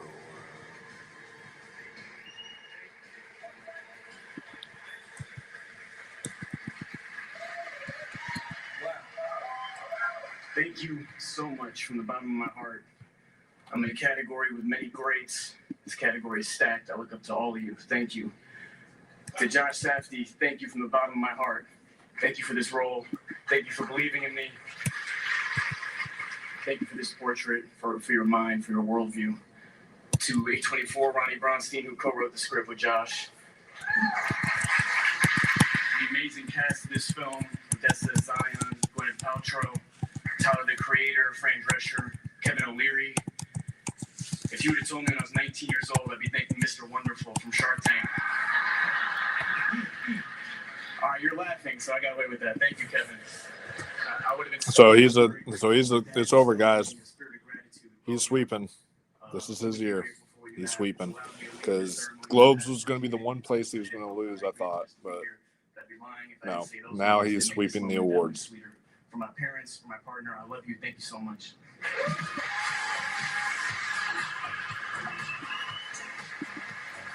Now I don't know what's going on. Oh, yeah, I get that.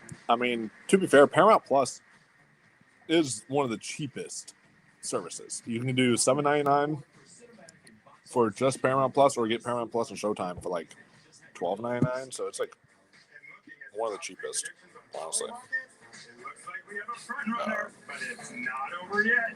We're gonna find out who has a Golden Globe for their trophy case right after this. I agree. No other choice. God, he was so good. He actually might be my favorite performance of the bunch. Lee Byung-hun. He was so good in that movie.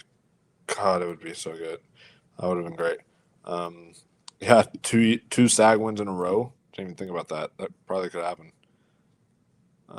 Yeah, No, the Choice is incredible. It's easily in my top 3 of the year.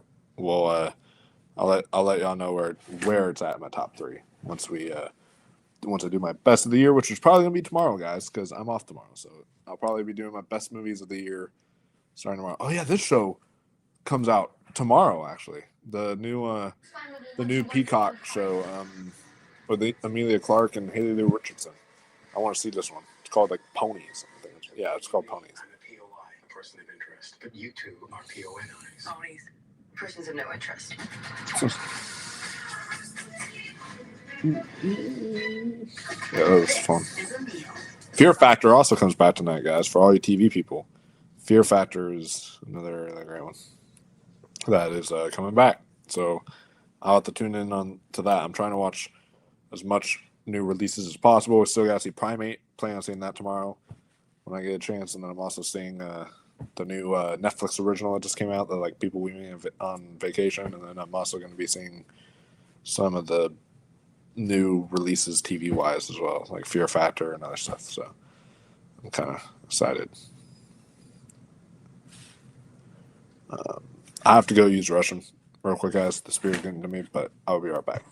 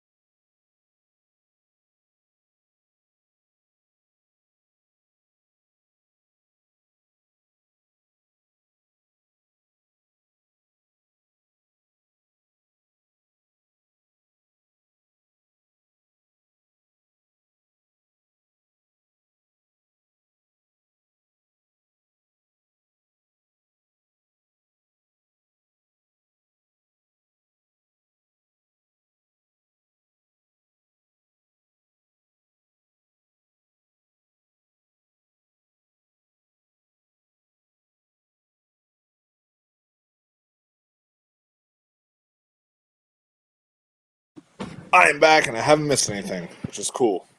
So,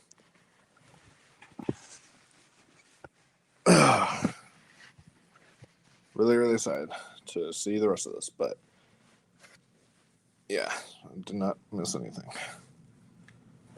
I'm going to get me... I'll finish this one off and then I'll get another one.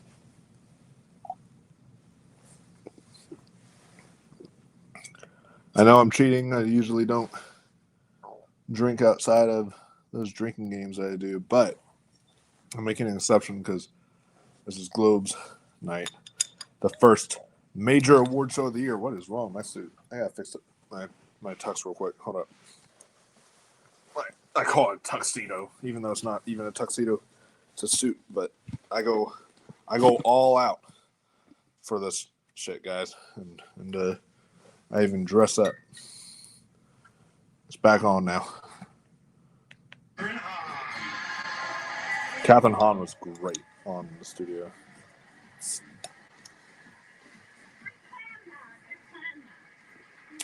Abracadabra.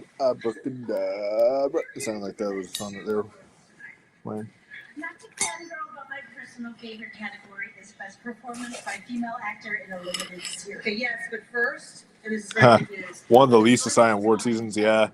Men will have their acting awarded as well. It's just all one battle now. There's really nothing.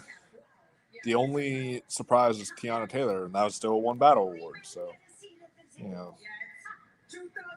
it's going to be kind of another boring award season this year. First started acting in 2015. They have graced our screens with power. Hey, I don't blame you. Honestly, watching it at the sing-along edition was the very first time I watched K-pop Demon Hunters. And that was a bad idea because there's a bunch of screaming teenagers who would lose their minds over the shirtless people that would show up on screen or some shit like that. And I'm like, I'm trying to watch a movie here. Like, I understand it's a sing-along. So, like, I understand they're going to sing. That's fine. But, like, then they start, like, screaming and it's just, they started quoting the whole movie. It's not a quote-along, guys. Come on. Stupid.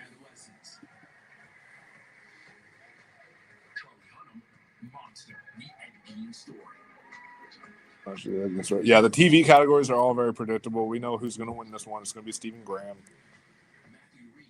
It's all extremely forgettable. Beast of Me was really good. If you haven't seen the Beast of Me, it's really good. But And the Golden Globe goes to it's going to be Stephen Graham. Paul Giamatti was so good, though. Paul Giamatti's reaction, he was like, like, that was funny. I'm excited, by the way, to see the new Star Trek show because Paul Giamatti is going to be in it. Like, Paul Giamatti in Star Trek? Yeah, thank you. Like, that's what we need.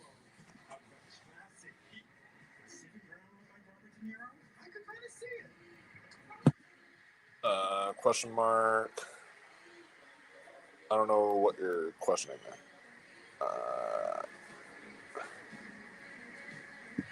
No, he can get a nomination. So it's just not at the Globes. It didn't get, other than original song and box office achievement, those are the only categories.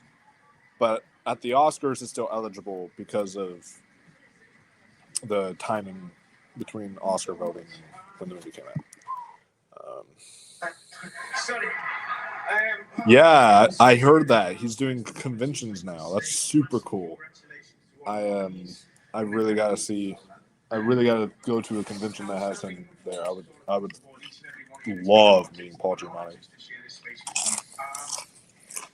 This is for all of our cast and crew, every single member of this production. You have a piece of this because without you, this is not in my hands. So from the bottom, And it's not even going to get a single nomination for best animated feature, which is kind of tragic. You think about it. This is half yours, kid, so I'll cut it. You can have the top bit. I'd just like to thank my team. Jane, thank you for your love, your guidance, and your support. 25 years I've been with her. Almost as long as me missus. I love Stephen Graham's accent. And to Ben, my manager, thank you for sharing this. We got one, so that happened ages ago and lost. I just want to give a shout out to Natasha Leone for the wickedly entertaining poker face, but if she had to lose, who better than Jean Smart? Exactly. Jean Smart is great in that hands. But but Natasha Leone won't have another chance with poker face, so that would have been nice to see. But not going to happen now, unfortunately. But yeah, the TV categories are all very predictable. Like the Emmys, all that, very predictable now. It's just like, okay. And same with the Globes TV stuff. Dedicate this particular award to my mum. And all my friends and family, you all know exactly who you are. And without you, none of this is possible. So, though, Emmys did have one surprise this year, and that was like Andor winning writing or something like that. But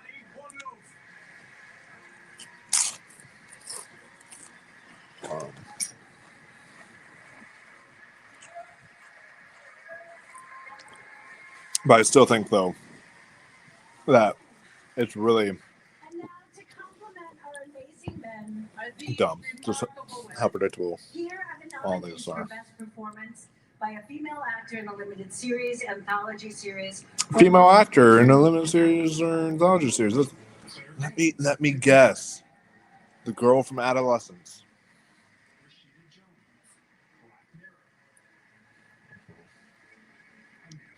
Rashida Jones was great in there. Oh man, Long Bright River was a very underrated series, and Amanda Seyfried was great in that. I never saw All Her Fault. Michelle Williams, excellent. Robin Wright for The Girlfriend. She's great. Oh yeah, because this would be supporting performances. I guess no one in Adolescence is nominated. So who's winning this? Michelle Williams. Yeah. Okay, that is kind of predictable. All right, Michelle Williams winning then. That's predictable. I would have loved to see like Robin Wright take that because she's so good in The Girlfriend. Or having like, I don't know, maybe someone else take it. Just to shake things up. Please welcome Kevin Hart.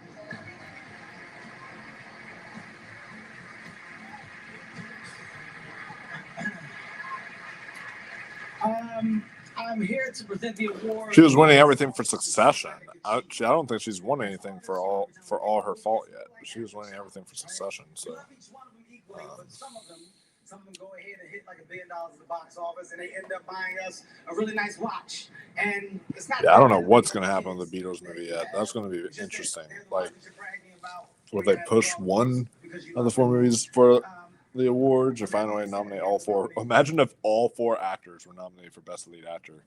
That would be insane. That would be absolutely insane. Oh, she won at Critics' Choice. Oh, okay, interesting. I did not know that. I need to see All Her Fault then. I've not seen it. This is going to be this is the Cinematic and Box Office Achievement Award. This is stupid. I have Sinners predicted, but like, I don't know. It's dumb anyways.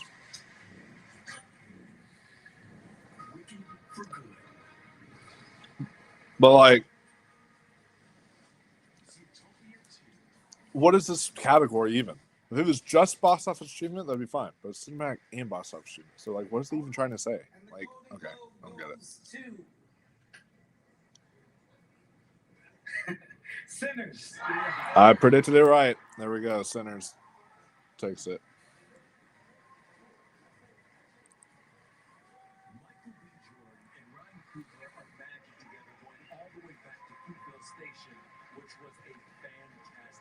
You know what's sad is there's a chance this could be Sinners' only win. I hope not. But now there's a chance of that.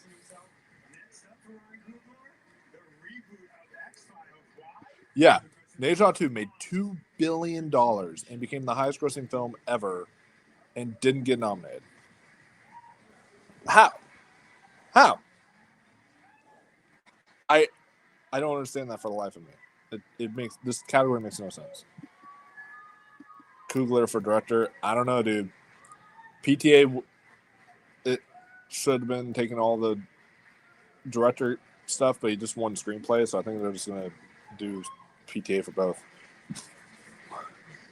Oh, you know what? Superman might not have been in there. Maybe it wasn't. I might have actually been wrong about Superman getting nominated. I think I predicted Superman getting nominated. It wasn't. So apparently it was our fault. It's funny, but I don't know if it was intentionally funny. Interesting. I'll check it out. Didn't the Final Reckoning flop? It did. That's what I don't get. Like, why even put that in a cinematic and box office achievement? I mean, are they trying to say it's a cinematic achievement? Okay, but then what's a cinematic achievement to you? Explain this category. I don't get it. Thank you for pouring into this story. Yeah, Superman didn't make it. You were all masters at your craft at the most elite level, and it was an honor to share this space with you. And this all belongs to you. Because technically, it did not make it in time for eligibility. They weren't passing out screeners. They weren't passing out all this stuff. These Golden Globe nominations came out before Stranger Things Volume 1 even hit. So they have not had the time to actually nominate Stranger Things or anything like that. So you might see it show up at next year's Golden Globes. And it will definitely show up at the Emmys this year. We'll remind people every day in the dog days of summer in New Orleans. We'll say, hey, big movie, people gonna see this, big theater. I need to see these Neja films. Neja 2 is one of the most visually amazing films I've ever seen. Up there with Gravity, Life of Pi, 3D. I gotta see these ASAP. The first one is on HBO Max, so I'll probably watch that soon, so I can watch the second one. Netflix knew what they were doing by saving that season after the deadline. Yeah, they knew what they were doing. I have it winning the Emmy. I probably could be wrong on that, but I just think if Game of Thrones, the final season, could win, and the final season was as divisive as it was, they might say like, well, we want to award the final season of Stranger Things, just because it's the final season. So we'll see. But I think that's kind of the route I see it going. Oh, it's only the dub? Damn. Okay. Well, I'm going to have to just make do with that then. If the dub is good, sometimes, I know it's technically not anime, but I know sometimes, anime dubbing is really, really well done. Like Cowboy Bebop and a few other ones that are very well done when it comes to the dubbing. So if it's very well dubbed, then I might be willing to check that out.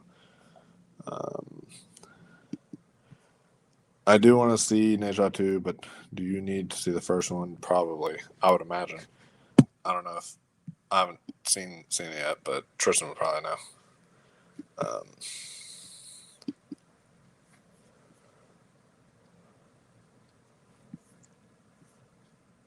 But yeah, right now, going exactly as expected. Nothing surprising.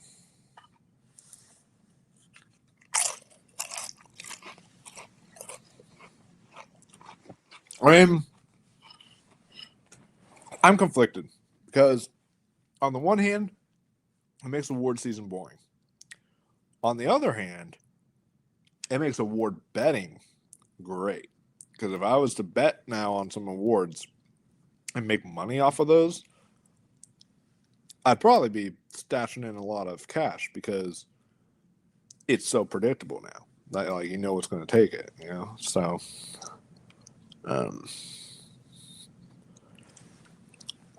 so I see pros and cons on both stuff. The Beauty, what the hell? That is bad. Even without sound, this is like a FX Ryan Murphy show with Ashton Kutcher.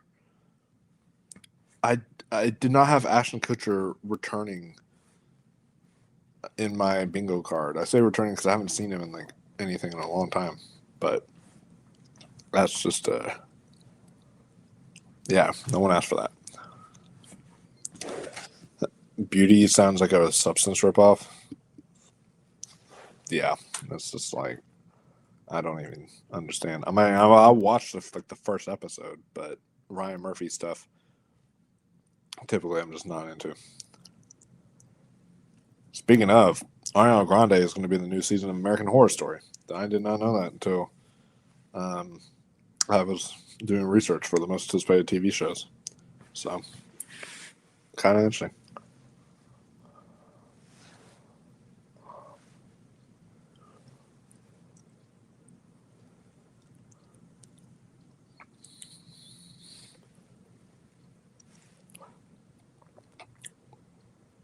You know what my question is?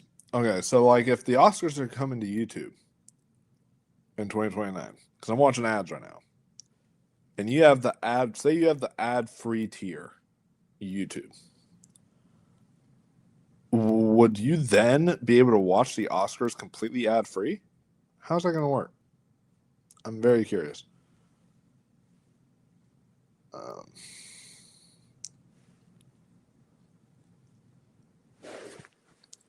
That is one of the very few Ryan Murphy projects I did was Scream Queens. I actually had a lot of fun with Scream Queens. So, all right. Oh my God. Jeez. I am behind then. God damn, I'm still on a commercial. The hell? And apparently, like, score's already been announced? What the fuck? How? Oh, wait a second. I remember now. They said that Score wasn't going to be a part of the broadcast. I forgot all about that. I'm so stupid. Why would you not include Score? Yeah, I remember now. It's not going to be televised. Why would you not include Score televised at the awards? That's so stupid. That's so stupid. No, we still got plenty to go. I just was confused about something. Yeah. The Ryan Murphy OJ show was great. Score never aired. Yeah, it didn't. I'm aware now. Again, they went very predictable. Score. Oh, yay! Ludwig's gonna win for a third time in a row. Yay! You know, they could have done something interesting, like they did last year with challengers. They could have done something interesting, like, you know, Surratt or Johnny Greenwood or something along those lines. But nope.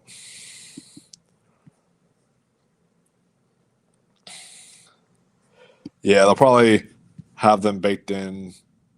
I'm sure they still want ads, yeah, because that still makes them have like the revenue and such. If you have YouTube with ads, will the ads interrupt the awards? Like, imagine in the middle of a speech, there's a BetterHelp ad.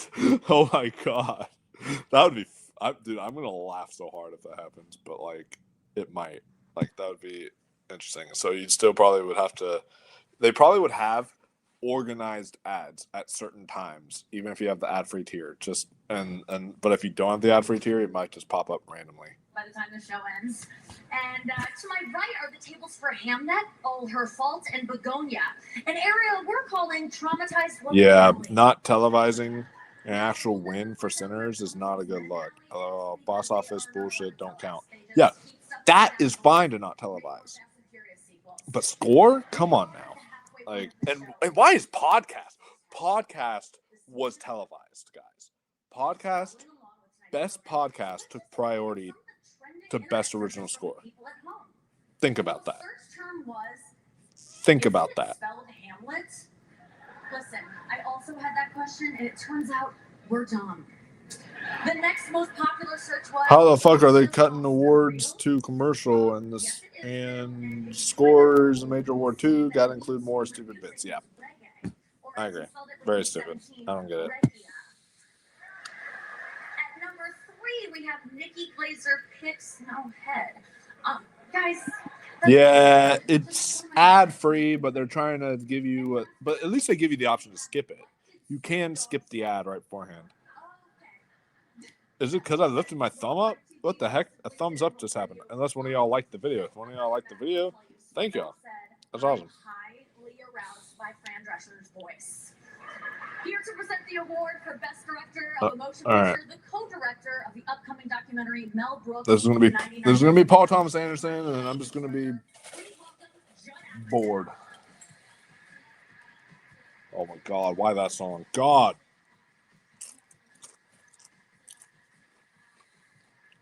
Sandy. You know, Nikki Glaser used to be our babysitter. That's true. She was our babysitter. And she's like, I do stand-up comedy. And then I went online and watched her set, and it was all about smoking reefer and having weird sex. And then she stopped being our babysitter. It's a very emotional night for me. There's so many friends here. Rose Byrne, and Sandler, and Melissa, and Seth left, but Evan's here. It's very exciting to be. I remember when apparently StreamYard's really liking the Globes tonight. They thumbed up Nikki Glaser. They were celebrating the win earlier for somebody. I forget when the balloons popped up, but they were celebrating that win. Because I'm pretty sure that means the Globes people think I'm also one of the best directors. I mean, they would, yeah. He used to be a really great director, but Judd Apatow's kind of fallen off. Worse than the nominees. they probably would want someone who was, not better, but at least as good as them, as a sign of respect. So thank you for this. I mean, this is basically the equivalent of getting a Lifetime Achievement Award.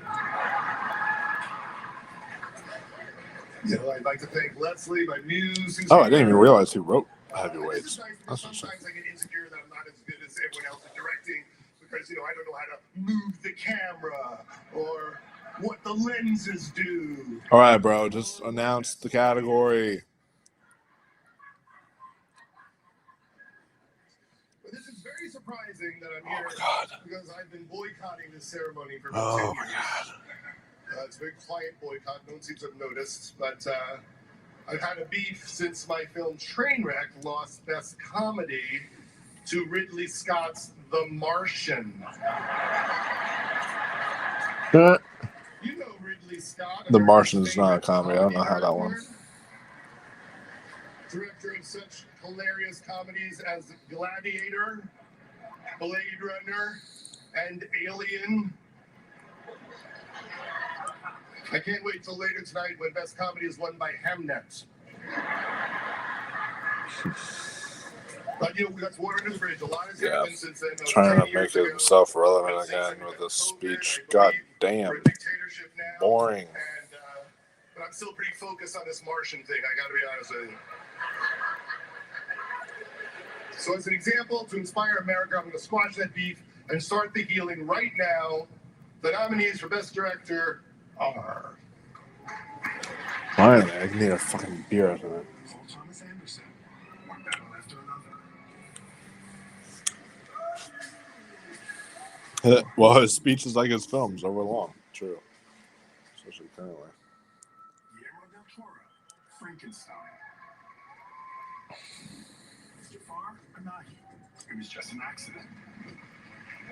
I'm glad Jafar Panahi got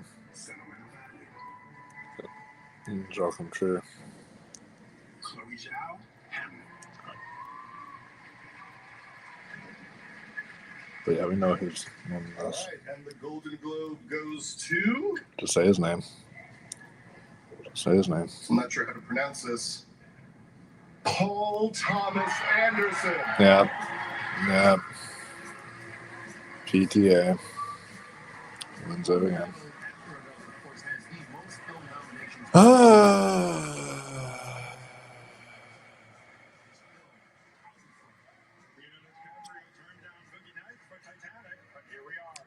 I love you, PTA, but Thank you. Guillermo. Thank you. I'm sorry this stream is boring for all you guys watching. It's not my fault. It's not my fault. I'm trying my best. As these awards. These awards are just... for me and this film, and I'll take it. Okay. I'll take it with the love that it's given and the appreciation. I love doing what I do, so this is just fun. I've known somebody I do want to thank. You hear a name over and over again tonight. It's Mike DeLuca, and the reason why. Same as getting his Oscars feel so boring. I mean, he just won an Oscar though, or just won a Globe for screenplay. It's like, okay, you can give him one and then give somebody else the other. Like, just make it interesting, He still would win an Oscar if he won only director or only screenplay, But it's like now it's like whatever. But at least with the Oscars, they split them up into original screenplay and adapted. So we know that he'd be winning adapted, but we don't know who's winning original yet. So that'll be more interesting. There's an unfortunate title to the people that we work with, assistant director, because that's inaccurate. If you get a good one like I had the best one. His name was Adam Sumner. A lot of you in this room might know him. Stephen knows him.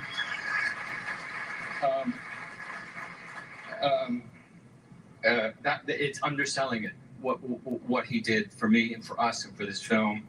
He's why I'm standing here. So let's see. So it's one director, screenplay. I think it helped one for Tiana Taylor. Enjoy it the way that you have, and thank you very much for this. So I think it's only won those three so far. We'll see if Leo. Oh no, yeah, Leo lost. So yeah, it's only won 3.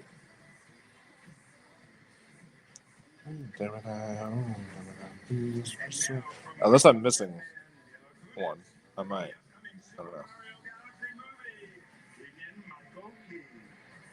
Oh, her dress is pretty.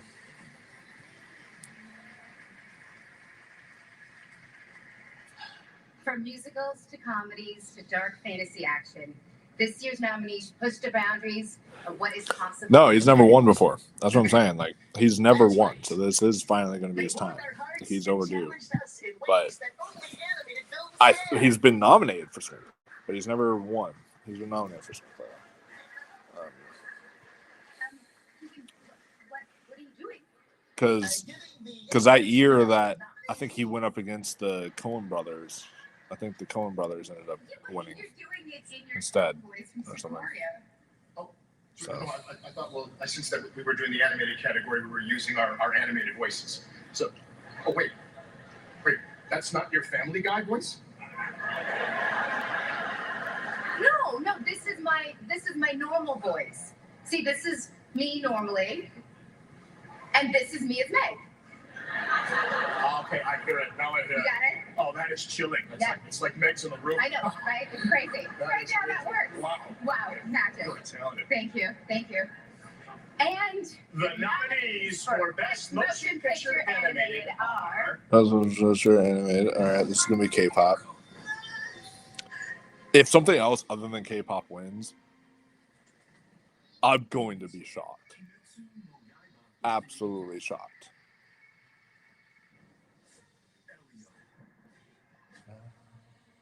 Oh, great. Just had to play that song. That song's going to give me a copyright strike. Okay. Copyright claim, at least, or whatever. Little Amelie or the character Rain is my favorite in this category. But that's not going to win, unfortunately.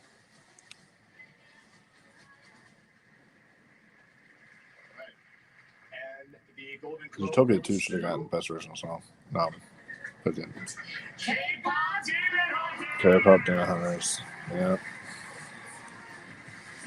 At least the BAFTAs will be interesting because apparently it's not eligible for BAFTAs. I don't know why, but it's not eligible apparently. So that's why it wasn't on the short list or long list for BAFTAs.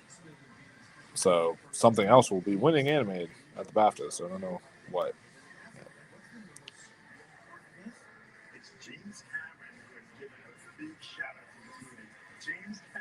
3 nominations, 2 wins for K-pop Demon Hunters.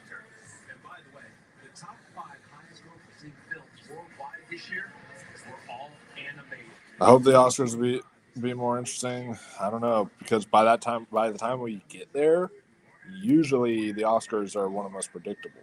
It's supposed to be the Globes and all this stuff beforehand. That's supposed to be the surprising one. Like last year.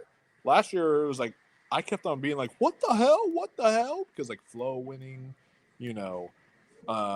having Sebastian Stan win, having challengers win score, all this stuff. It's like always surprising, but not this year. So deeply rooted in Korean culture could resonate with the global audience.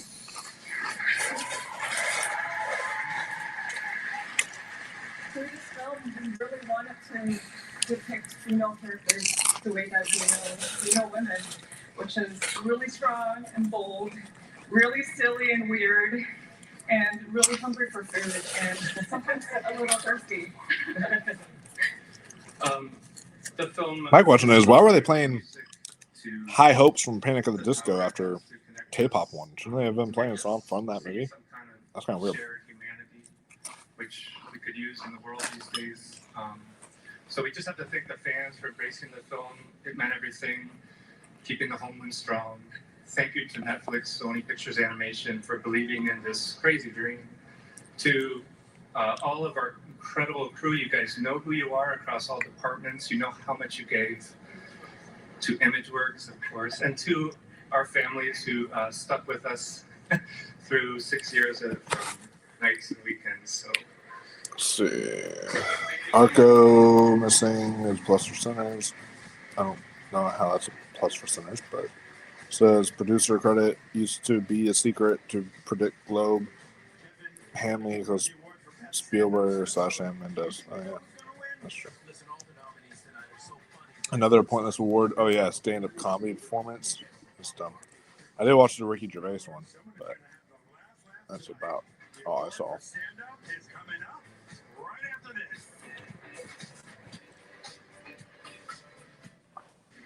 What I don't get is, like, okay, if they're trying to make their award show shorter by not televising original score, just don't televise podcast. Nobody cares. Or stand-up performance. Just don't show those ones. Score is one of the most important categories you could have. It's really dumb. Yeah. Exactly. Score gets shafted for this. Come on. Absolute bullshit.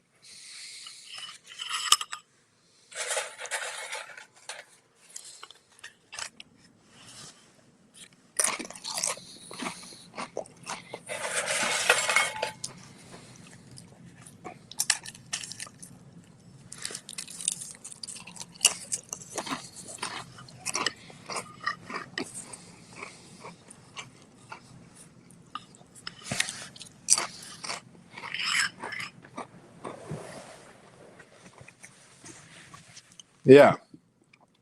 See, that's like I still feel like the old Globes are in there somewhere now. It's like part of me is always like, oh, thank God for this new Globes because like they nominate a lot of foreign stuff or international stuff while other award shows won't. But at the same time, they pull shit like this, and it's just like very stupid to keep these. Like, really? Okay.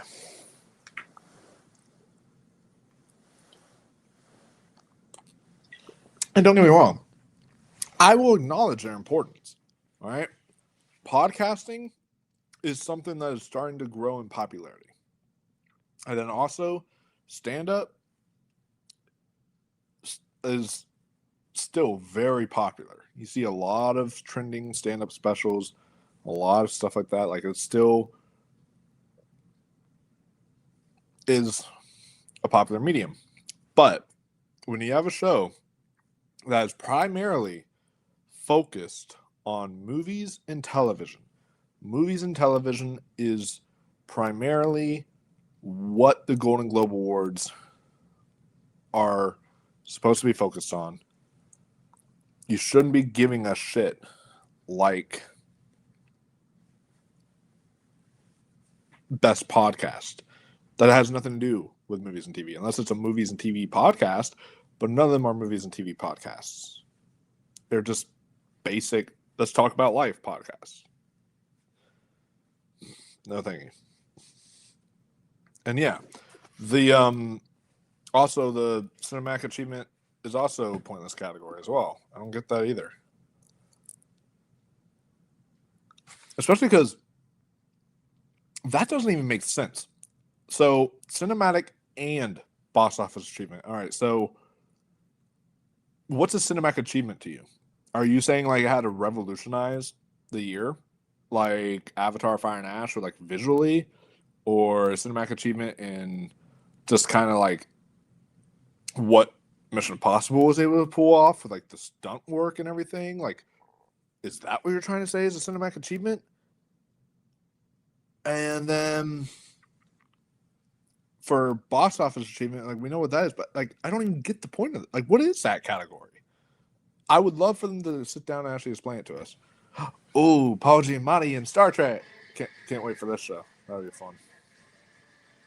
All right. This is bro. Quick question. You said you dabbled in K-pop here and there, and your friend listens to K-pop. Did you recognize the woman who was with Priyanka? I did not. I don't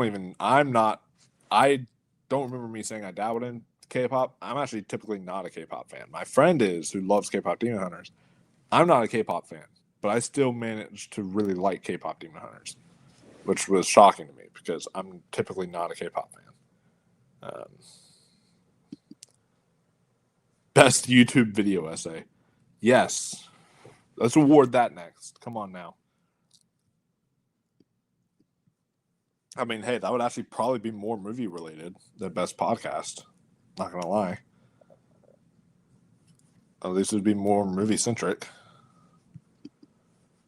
Very dumb. Yeah, I would rather have best mocap and voice performance category instead, since voice performance is important to film. Exactly. Or like a best stunts category at the Globes. You know? Like, or why don't they have a best animated feature, they have a best international feature, but why don't the Globes ever do documentary? Where's their documentary category? Documentaries just get shut out. Like, documentaries are movies. They're very important pieces of movies and filmmaking. So, like, come on, people. Let's get documentaries in there.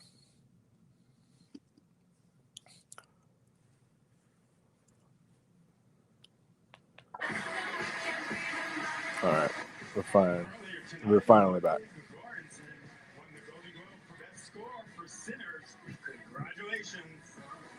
They announced it over the intercom. That's the way that they announced Sinners win for score. Jeez. This is worse than whenever the Oscars one year decided, oh, let's cut out these categories and show them later in the broadcast, because they at least still showed them later in the broadcast. The hell? The whole thing just glitched out. They like walked in place on my screen and then just are announcing the nominees now. It's like, oh, okay. That's wild. It just glitched out entirely. Motion picture, non-English language. Initially, I went with it was just an accident, but now I'm predicting The Secret Agent will probably take this because they loved The Secret Agent, knowing that got into picture. If No Other Choice wins, though, I might drop this computer. I might, because No Other Choice is my favorite out of all these. So good. Surratt also winning would be an inspired choice. Not gonna lie. Not gonna lie. And the Golden Globe goes to Let's see, this is gonna be this. Bada Bing, The Secret Agent.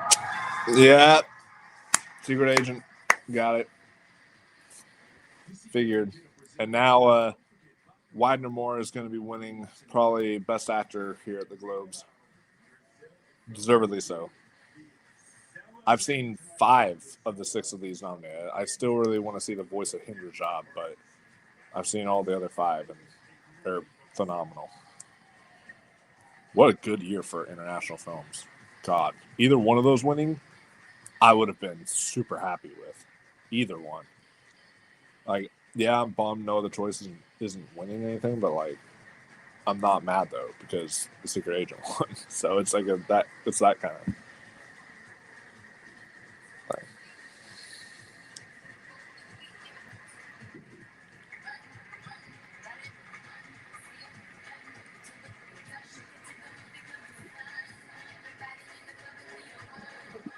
Yeah, you can expect Wicked not to get anything else outside of Ariana and like costume, production design, stuff like that.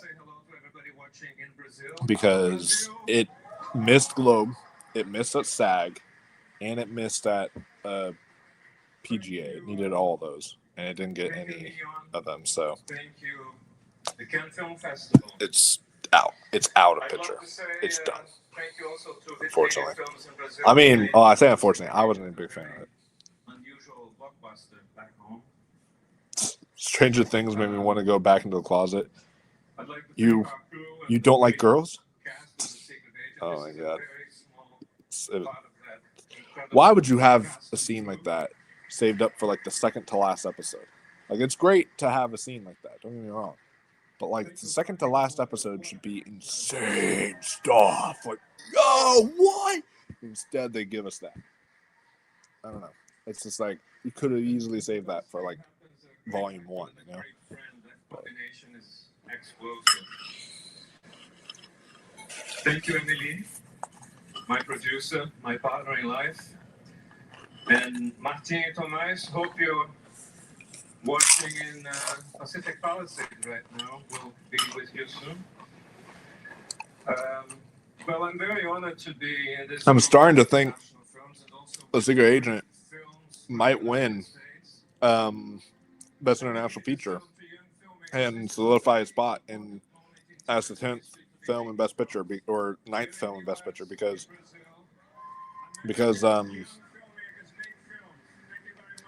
or maybe even higher up now because it's just like, yeah, The Secret Agent is really picking up steam. I think it won Critics' Choice as well.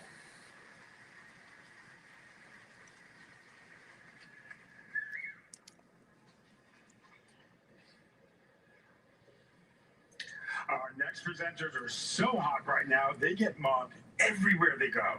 So we had to bring in some extra security from the UFC. Huh?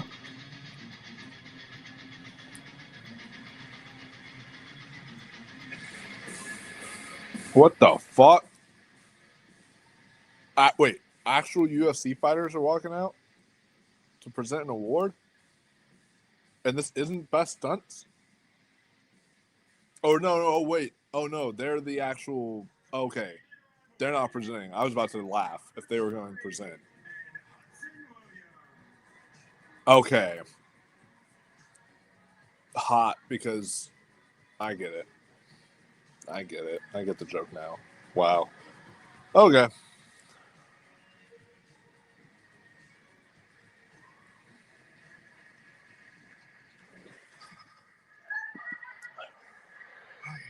Sorry. It's a little nerve-wracking here, being at our very first Golden Globes. Just take a deep breath and... I need to see this show, Heated Rivalry. Apparently everyone's like obsessed with it. And I've not read the book or seen the show. What? You know. Oh. Yeah, I don't really know if that works, considering everyone's seen us. You know. Do you think everyone in the audience has seen Heated Rivalry? But the fact they didn't kill a single person on that show pissed me off. Like, come on. You're not going to kill off a single major or even minor character. Like, Callie, we don't care about. Spoiler alert. Y'all have had times to change things aside. Nobody cares about Callie. I'm sorry. It's like, why would you... Okay. And the only person that... One of the only people of color, too.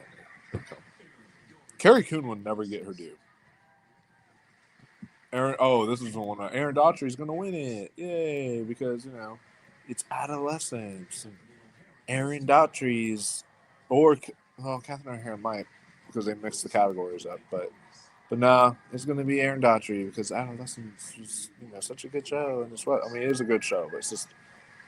I love it when stuff can surprise. I don't know.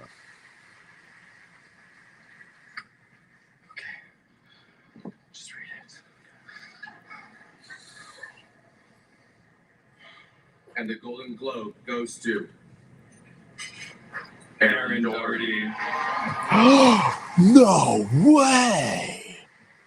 Aaron Doherty for Adolescence? No. What?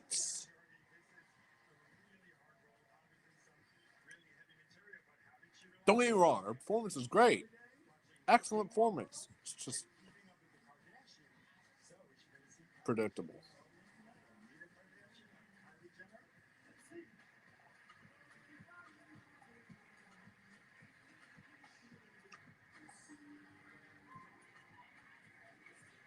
I made a promise to my mom that Oh, they didn't bleep out the actual fuck. I heard an F in there. Sorry, Mum. Okay, that's weird. There's two groups of people that I would really just love to talk about very quickly. The first... The only one is Tiana Taylor. The very first one that happened. And like Stellan Skarsgård, I started to have him a little bit on the bubble, but once he won, I feel like that solidified it now. But with Tiana Taylor, now I don't know what's happening with that category. Because I don't know if Amy Madigan's going to win or Tiana Taylor's going to win. I don't know what's happening with that category anymore. So that's the only bit that was unpredictable. Yeah. I bitched earlier about Amy Madigan losing, but I mean, it was unpredictable at least. That's true. It was. So Golden Globe should take jab at Adult Entertainment Awards. That would be funny if they did that. So thank you to therapists, and it was an honor to play one. Thank you so much. Yeah, that was a good speech, Ross.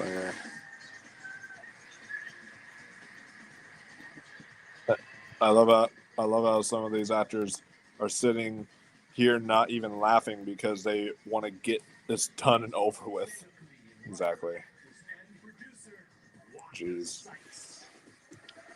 It's a good vibration. That's a good song.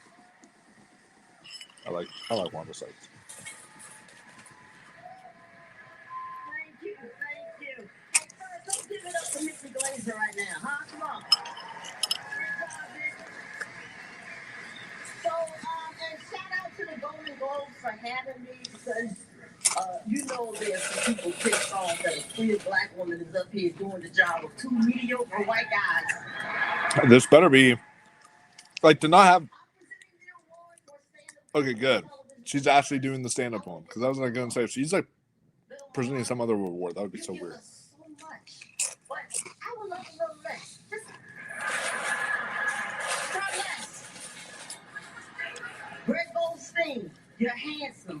You bring that great super villain. That was a jab at Bill Maher. You would have made a great Menendez brother. Kevin Hart, where's Kevin? Kevin, you know I love you. And the thing is, Kevin is the richest guy in this category. And yet, I know he wants it the most. You're a true American, Kevin. Cheers.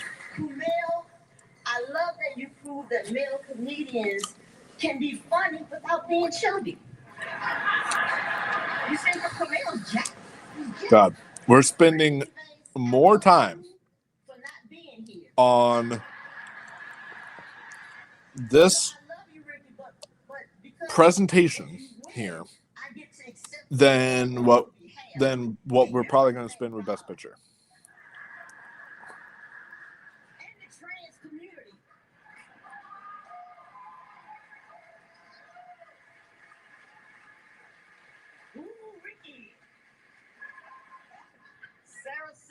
Where's Sarah? Sarah, oh my God. Sarah, I love that we are such close friends. You know, we haven't talked in 5 years, but we're so close. You know what I'm saying? Good little girl. I love you. I do. Oh my God, get on with it. Okay, there we go. And the Golden Globe. I'm actually getting mad. Tiana, can I borrow your speech? Ricky Gervais, because he would like to thank God and the trans community.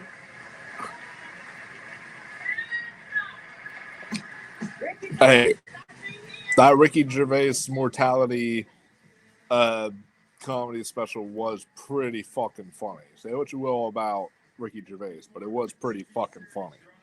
Not gonna lie.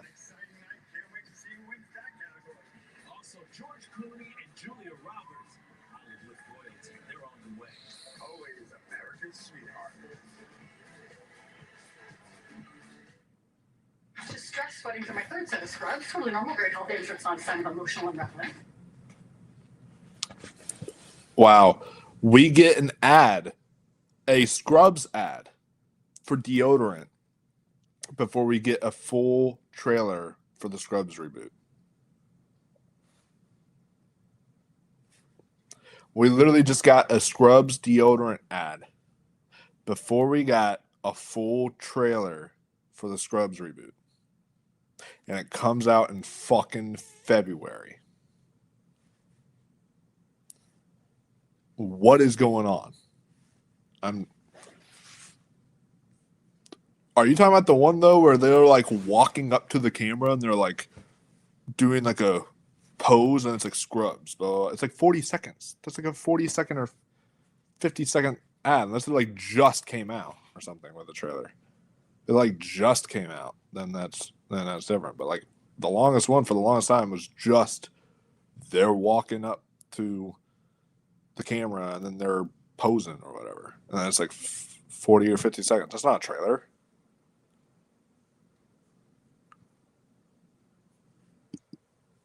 Okay, well, let me Google this then, or look it up on YouTube.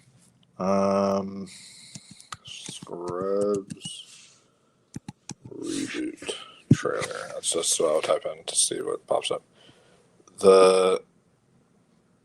All I see is this like 30-second or 40-second one. It's like most of them are walking up to the camera. They're like, "We're back," and then he's all like, "Me too," and it's like that's like all they have as like the trailer. It's like that's not a trailer. That's I don't know what to tell y'all guys, but that's not a trailer. All right, it's a 30-second walking up to the camera saying, "We're back."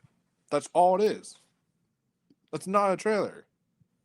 That's just like an announcement for it. It's fun, sure, but it's an announcement nonetheless.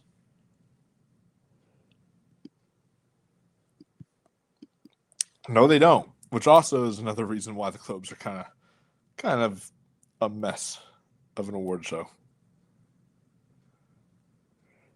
But to be fair, the Oscars and Memoriams have been a mess as of recently. Oh, it's a different one. Okay. Let me see this. This one. Oh, fucking hell, that's loud. Okay. God damn. Yep. Okay. God, my eardrums are busted. Okay, I see what you're saying. There is an actual 30-second trailer it looks like, but that's crazy. That's crazy.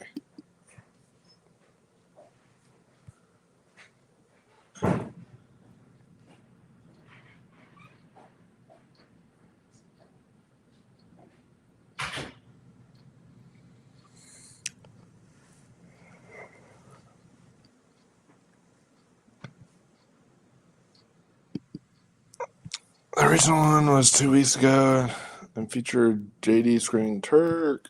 Yeah, I see that.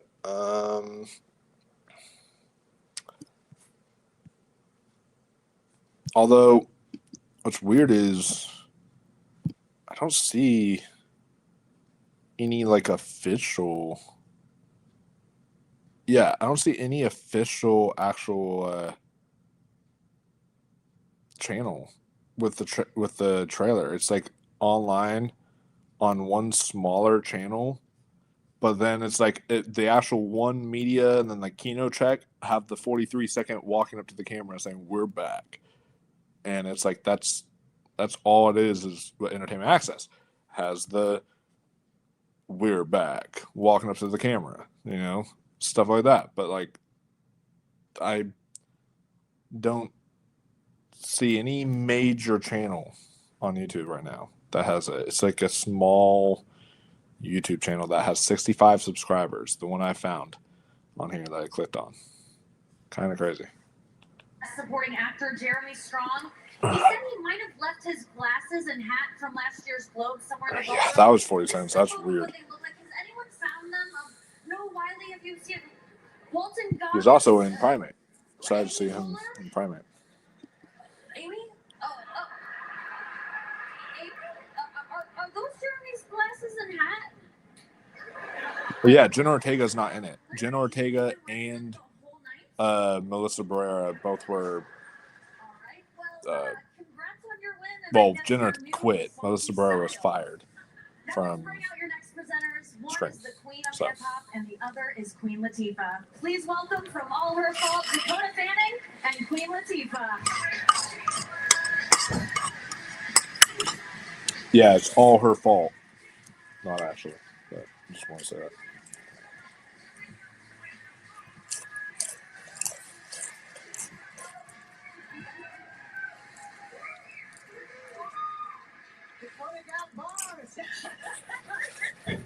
My friend from The Secret Life of Bees and I are here to present the award for female. Oh yeah, weren't they in a movie together? I thought they were. And what this year's nominees have in common is this. Every moment they are on the screen, you can't take your eyes off them. Each of these actors are unique and have something different to share with us, episode after episode. God damn, I saw a female actor Here are the nominees. in a TV drama series. Kathy Bates, Matlock. With Lauer, Severance. Oh, Helen Mirren, probably gonna be Britt Lauer. I don't know. Bella Ramsey, The Last of Us. Definitely Carrie don't want Russell, it to be her. The Diplomat. Carrie Russell's great. Ray Seaborn, So good in that. Pluribus. Oh, it's gonna be Reese Seahorn for Pluribus. It better be Reese Seahorn for Pluribus. She won at Critics' Choice.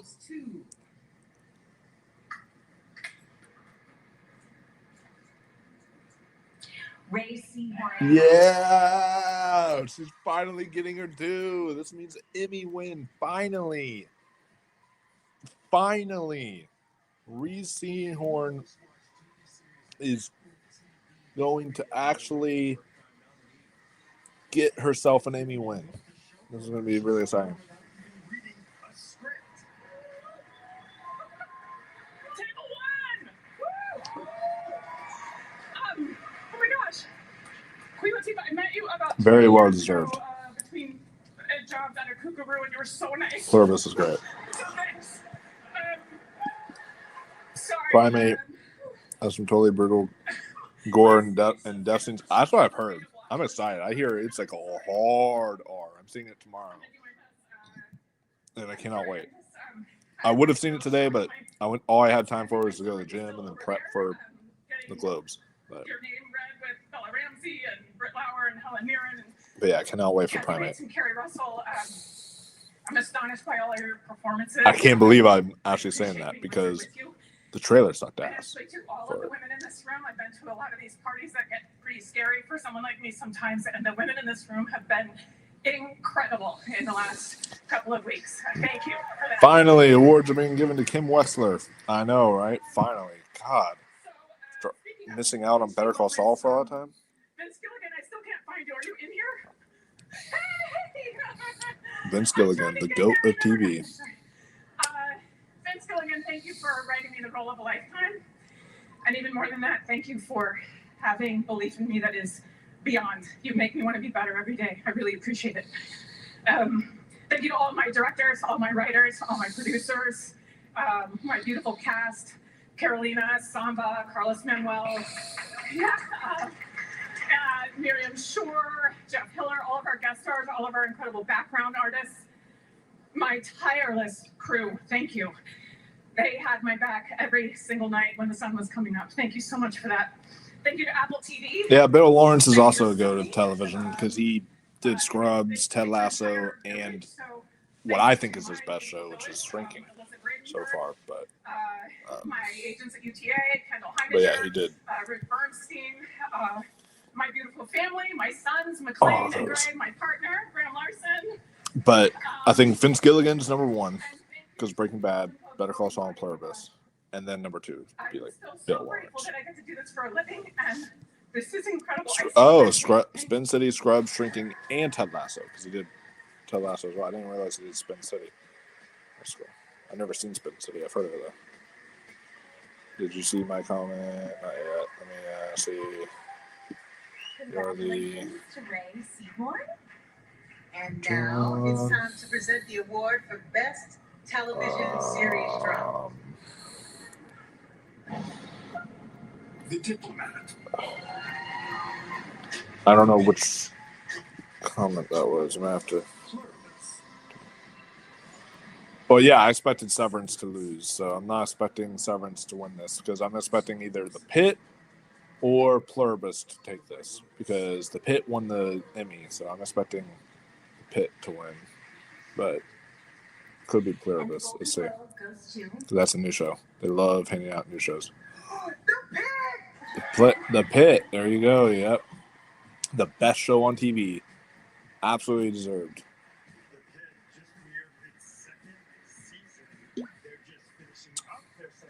Such a good show. nights ago. Well, the first episode just hit on Thursday, so lots of folks just sinking into this season. Of course, Noah Wiley already a winner tonight, but this show has been a front runner. Yeah. That's there's some good horror movies. Like the Michael Jackson New Hunger Games. I think that's it. Really? Those are the only ones you are looking forward to? You're not looking forward to the Odyssey or Dune or any like of those? Oh, I gotta charge my computer. But you're not looking forward to any of those? Because I mean, I definitely am. But Avengers Doomsday is another one too that to look forward to. I would say so. No, why they might be the go after medical shows now.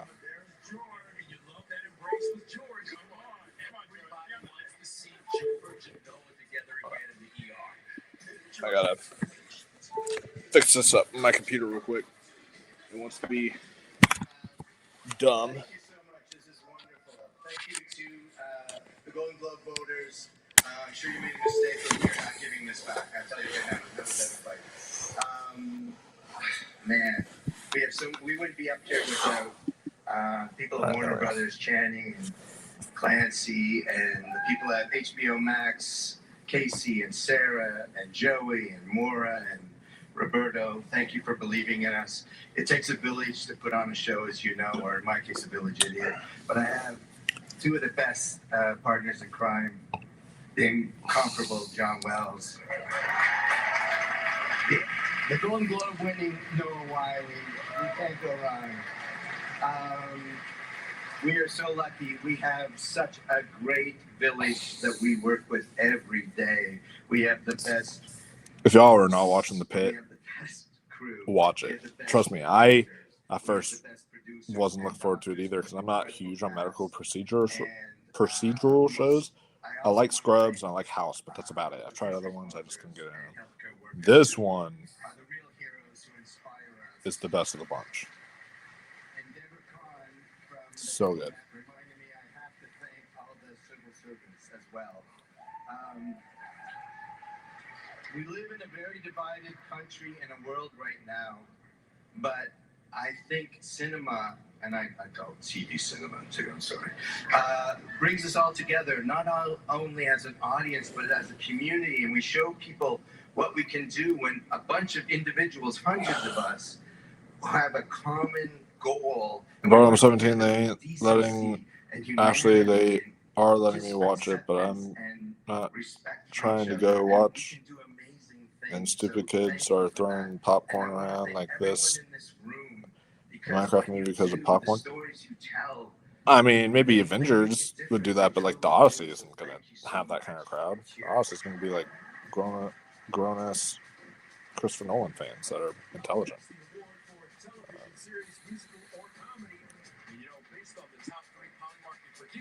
It looks like you have a front runner. The studios had such a breakout year. I'm keeping my prediction, though, a secret until I know who wins. We'll see who takes home the award when the 83rd Golden Globes continue. Yeah, we know what's going to win comedy series. It's going to be the studio. The show started off exciting with the Tiana Taylor win, and then now it's just kind of gotten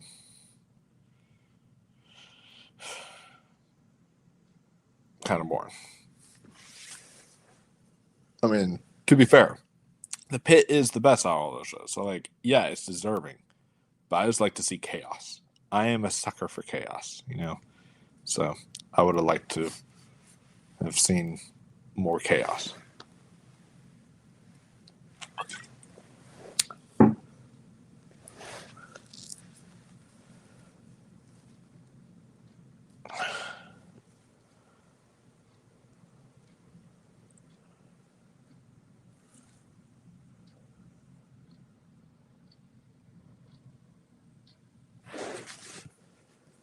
The first one was very bad and not in a funny way.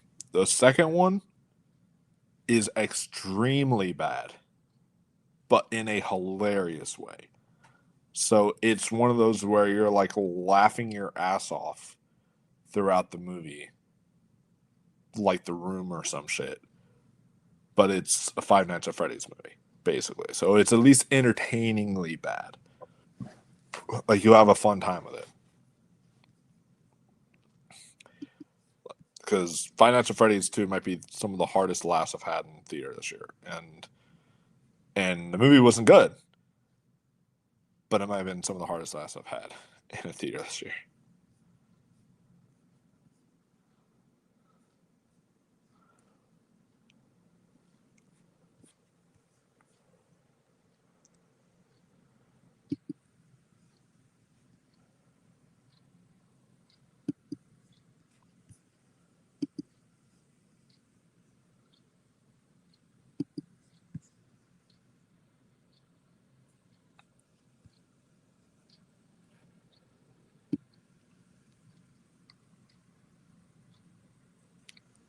Since this is primarily a movies and TV award show, I want to know from you guys, what was better this year, movies or television? Sound off in the comments below if it was 2025 the year for TV or the year for movies. I know my answer, but I'd probably say television for me personally. We know you saw it 7 times, Tristan. I don't know how a human being saw a movie that many times. It's insane. January this year has a bunch of horror films like Primate, Bone Temple, Send Help, and Night Patrol. I know. It's like January is filled with them. Plus the one that just came out with Daisy Ridley. I have to see that one as well. I might do a double feature tomorrow. But the Daisy Ridley like zombie one or something. That one as well.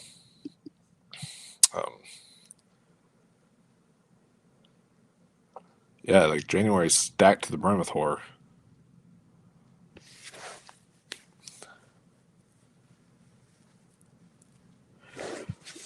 It does, but also Primate looked bad. And look what happened. So we'll see what happens. But I mean, it looks like right now, at least, we're being kicked off with a really great with a really great January so far. Yeah. Not as many bad movies as what I was expecting. So, but we'll see. I know that's not going to last.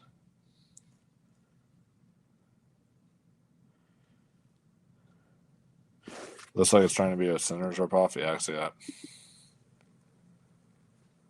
Well, they did announce. Oh shoot! I meant to take this person's comment. All right. They did announce that they're doing a Conjuring TV series, so they're going to bring back Ed and Lorraine Warren for an HBO series.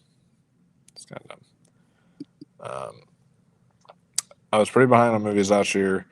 So far, 18 releases, but I'm really behind on television. Only saw 3. Wow. You gotta catch up, my bro. There's some great shows out there. There's some great movies out there. Very, very good. Maybe just spend a few days off that you have just catching up on some of that. Then we got Brian says, even though Night Patrol is bad, it has world heavyweight champ CM Punk. Yeah, but like that's the thing. CM Punk's not a good actor. I've seen him in movies. He's not that good of an actor. He's a great wrestler, not a great actor. So see. It's not one true Ed and Lorraine movie about them tricking people. Probably having a documentary about that would be great.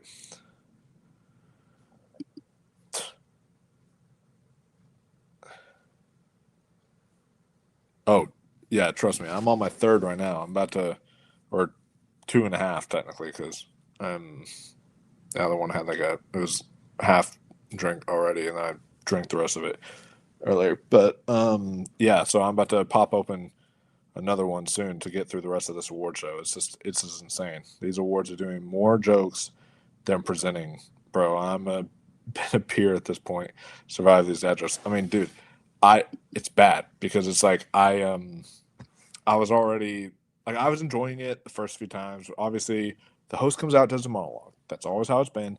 Maybe there's a few other things here and there, but like every single time, all the presenters have to do it. Come on, people. It's insane.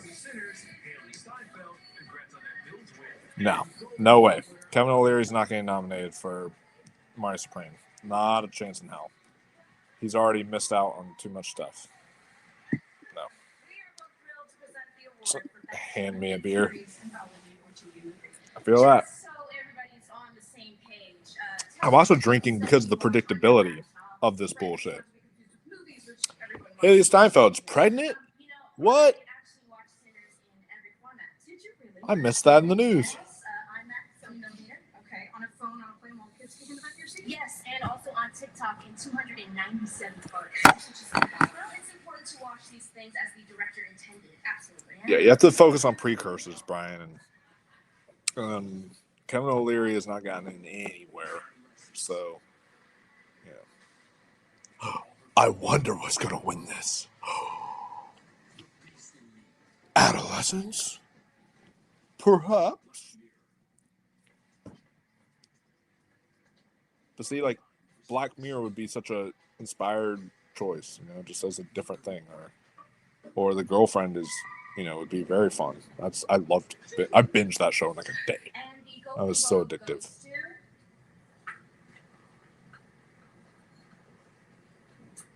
Adolescence on a run, and you think about the 3 leads in this have already won. And then the thing is, again, deserving show.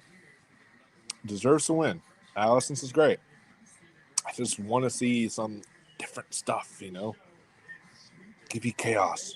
And there's no chaos.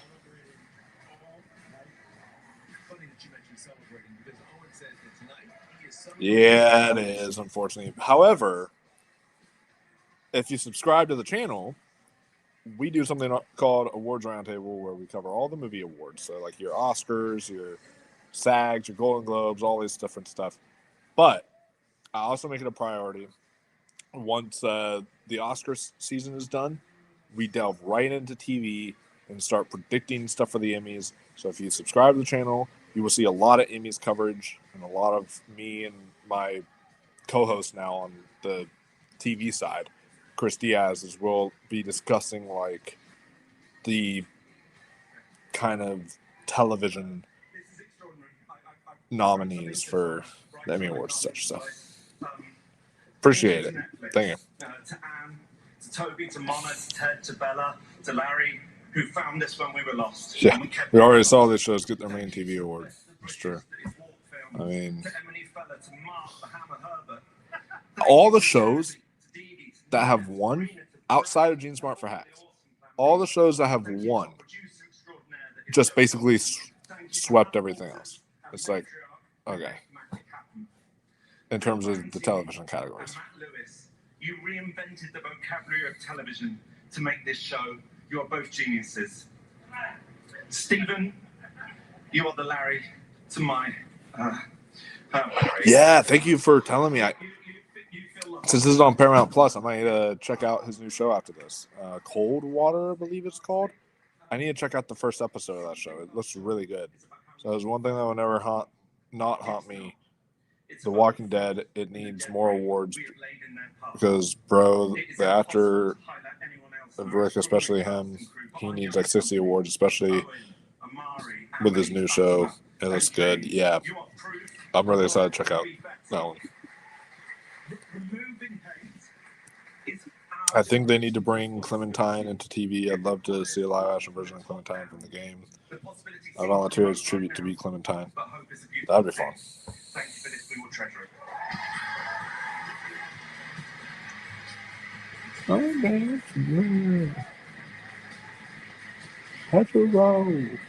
Hetero.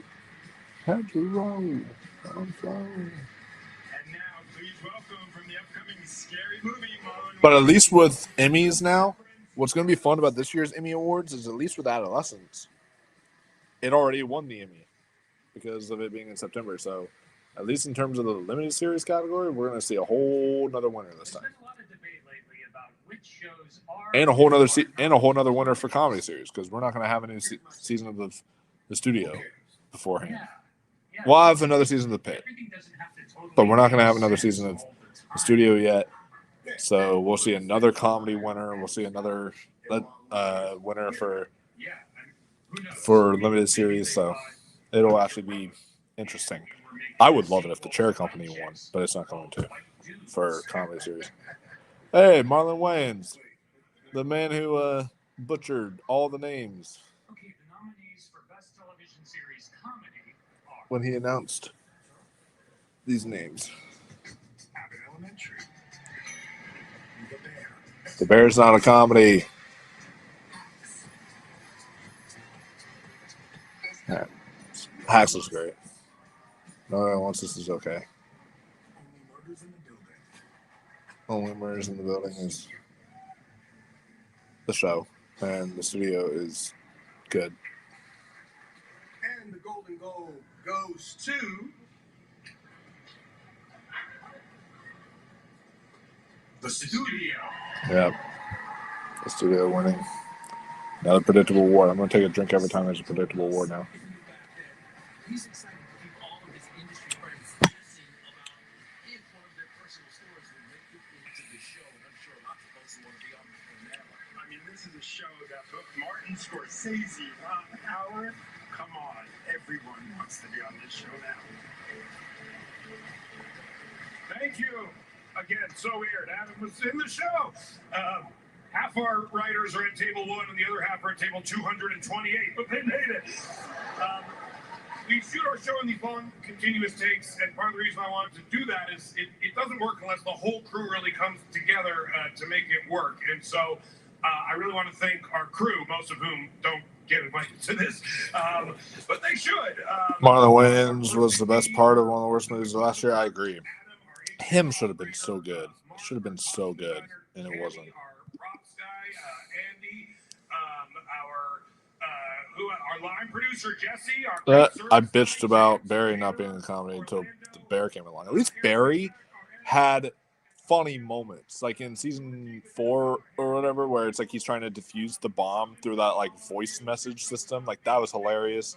And like in season 2, that girl who like knew karate or whatever was like attacking them. Like that episode was laugh out loud hilarious. Like there was stuff in Barry that was darkly comedic, you know. So I think Barry definitely is a comedy, but just a dark one. Yeah, NoHo Hank is funny. Like he is very funny at times. So. And then of course, Roman Domingo looking so When a shopping cart smashed my headlight. Yes. Okay. Can somebody explain this to me? I need someone. Okay. I'm sitting up for this. I need someone to explain this to me. All right. Welcome to Derry was one of the most viewed shows that HBO, if not the most viewed show, that HBO did last year. And it has not been renewed officially yet. What is going on? How do you have something that is that well viewed not have an immediate renewal? And I've heard people say, oh, well, maybe they're trying to work in a contract still with Bill Skarsgård. But like, okay, that doesn't affect renewing it. You just you renew it for season 2, and then you work all that stuff out later. Like, why hasn't it been renewed? What's going on? Because he says he has a 3-season arc for this show. So I don't get it.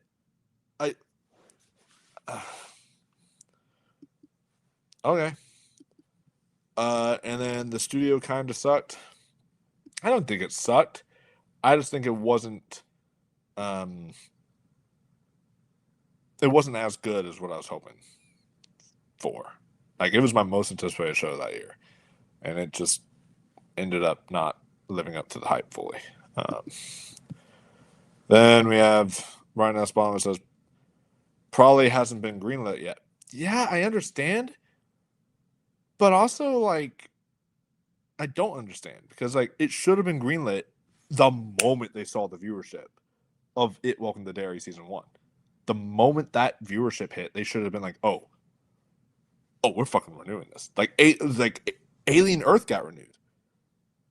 But like, come on. And then the budget of season 1 was unhinged, and production was chaotic with HBO's future in doubt. It may be in limbo for a while. That's true because of the Warner Brothers and like Netflix deal going on right now too. So they may be kind of confused on that. But they also announced the Pit season 3, so before even season 2 dropped. So it's not as much about, you know, the whole HBO's future as much as probably it's about the budgetary thing of whether HBO feels like they can afford a season that big this time or not. We'll see. But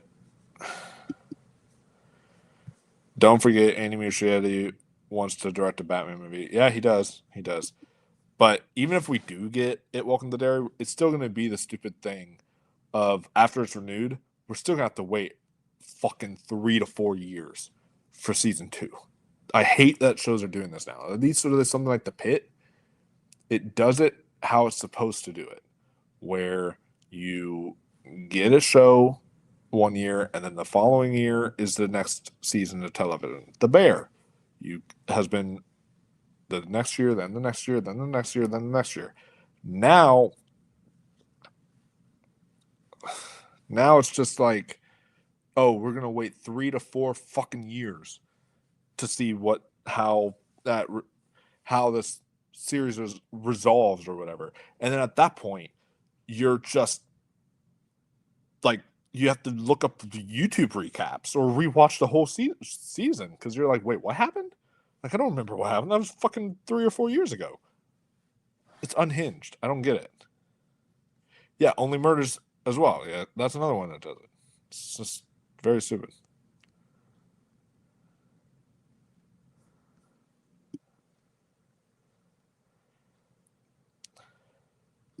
Yeah, there were extensive reshoots. It's likely, even with these numbers, it wasn't profitable. That is true. You can't turn TV around in 1 year and have it look as good as Welcome to Derry. They're shooting multiple mock level productions for one season. It's unsustainable. Yeah, but also wasn't like Game of Thrones yearly back before like the final season. The final season they made you wait a gap between season 7 and 8. But up until that point, I thought it was like pretty much yearly. Like every single year we got another season of Game of Thrones, I thought. And at least for the most part, every 1, maybe 2 years. Every 1 to 2 years, something like that. We got another season of Game of Thrones. And now it's like they want you to fucking wait 3 years or 4 years or whatever. And this is ridiculous. And same with like Severance. Severance has no excuse. That's a show that doesn't have to involve flying dragons or a fucking clown that grows wings at one point and is flying at a bunch of kids, and that's a super effect heavy thing. There's no excuse for Severance. None. And that's going to be like another 3-year wait or whatever. It's ridiculous. Like I hate that shows are doing this. It's so dumb.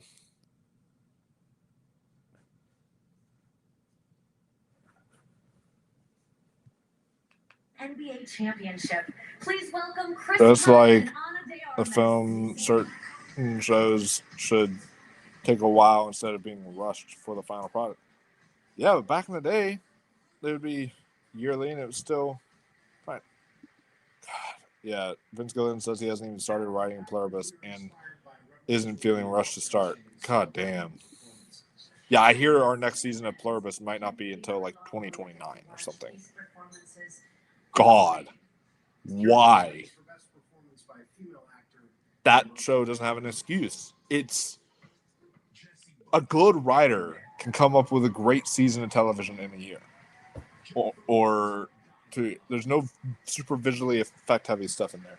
This is going to be the award for Jesse Buckley. I already know fucking predictable as shit. Where's my beer? There it is. I gotta open up another one.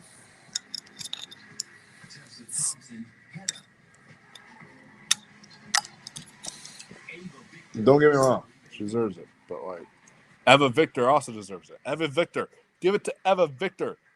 Come on, be cool, be cool. Give it to Eva Victor. Fuck you, fuck you. Damn it, Eva Victor is super cool. That would have been an inspired choice. That would have been an inspired pick. Damn.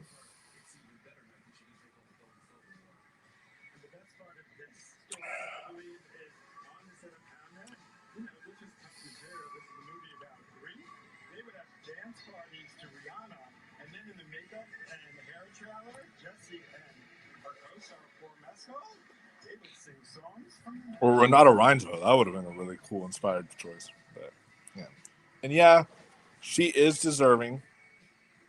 I agree. But like,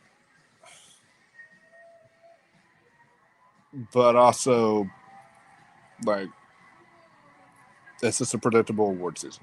That's all it is. This is not a normal feeling or situation to be in.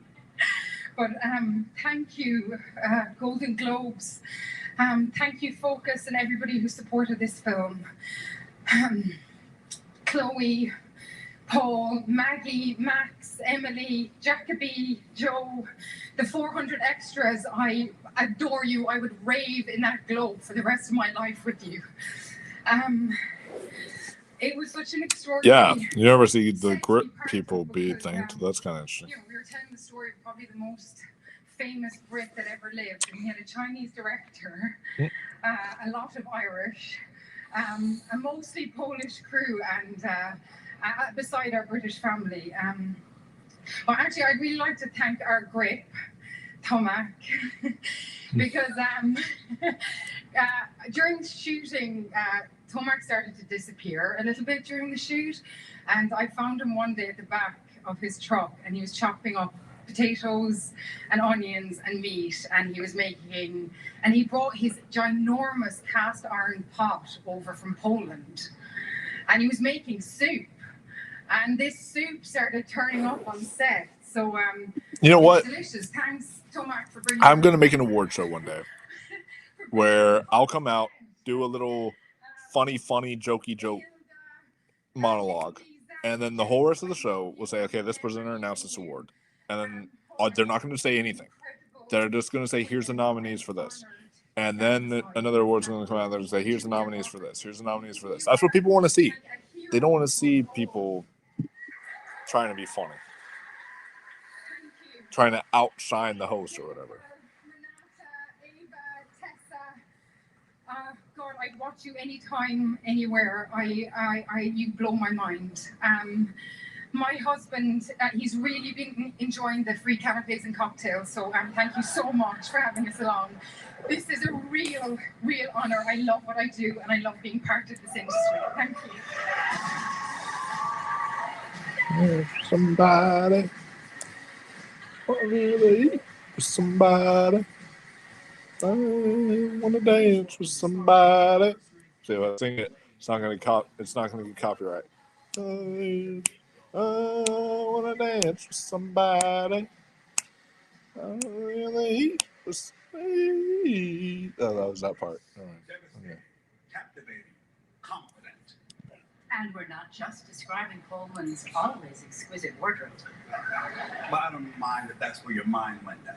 I don't mind.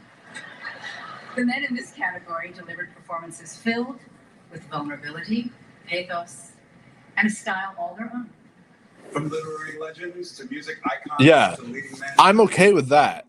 If it's like 50 seconds, or if you're doing a joke, or if you're doing something where it's like to have, an actor that's this and this and this, or whenever you say something like that, that's fine. But like sometimes they try to make the jokes be 5 minutes long, and it's like, what the fuck? Why? Okay. This is going to be Wagner Moore's award. Very well deserved, by the way, because Wagner Moore is excellent in The Secret Agent. I watched it at a film festival, and that Wagner Moura is like beloved by Jeremy Allen White's the seventh there. You know that an actor's beloved when everyone applauds at just his name in the credits. Wagner Moura. Yeah, there you go, Wagner Moura.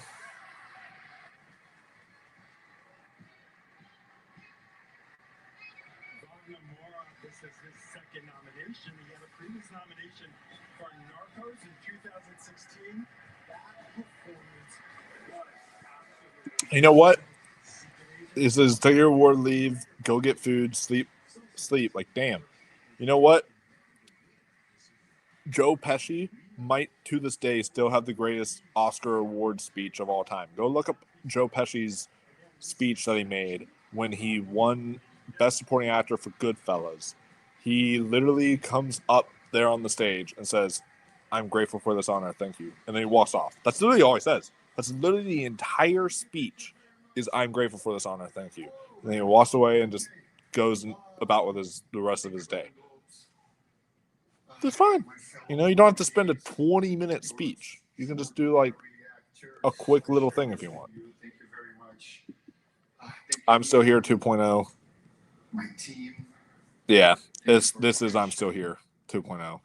I think it's officially in for picture. I think it's officially in for Wagner Moura, for international feature film. So whatever himself. I would sneak in food, definitely. Secret Agent is a film about memory, or the lack of memory, and generational trauma. I think that if trauma can be passed along generations, values can too. So this is to the ones that are sticking with their values in difficult moments, to son, to our kids, to our life together. I love you very much. Para todo mundo no Brasil assistindo isso agora, viva o Brasil, viva a cultura brasileira. Thank you very much.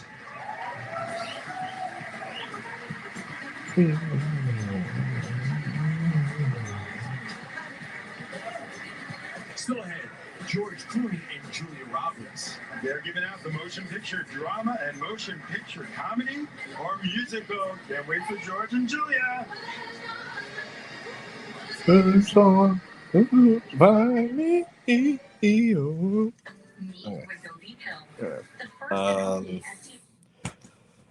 But yeah, Wagner Moura, that was a really great pick. I mean, I'm not mad. I mean, yeah, it's predictable for the Globes. I'm not mad at that category though, because it's like there's really not a lot of other people in that category that are all that great or interesting. But Wagner Moura was really great, and a performance is really great. I was saying this earlier, but I didn't really fully get my thoughts out because of the speech and everything. But a performance is great when I watched it at Film Festival in October, and the entire audience applauded and gave a standing ovation to just his name appearing in the credits. Like that's insane. That's insane.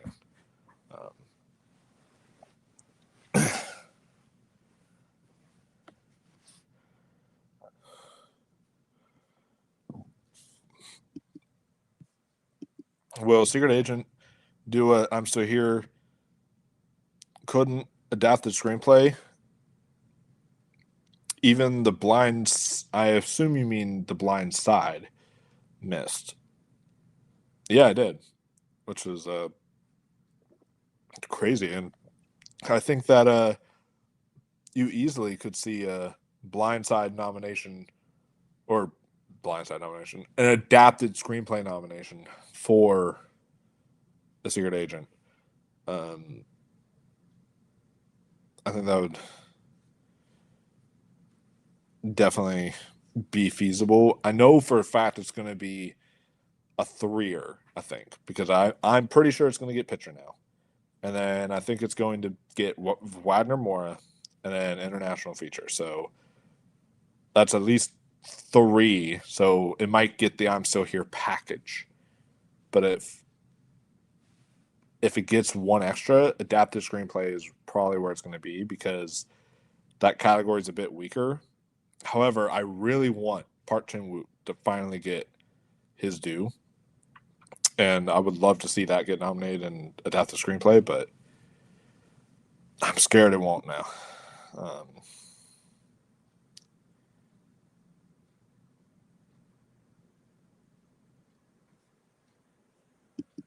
If I ever become an actor, I'm going to remember you and be like, I got great advice from this great guy. Shouts out your channel. I'm taking my shit and I'm leaving. I'm hungry. Thank you. Bye. Yeah, I probably would actually say something like, I'm hungry. Thank you guys. Bye. You know. Here's Julia Roberts here to announce. Yeah, so Brian Nussbaum was right. It's going to be Julia Roberts, and then it's going to be George Clooney announcing the 2 different awards for picture.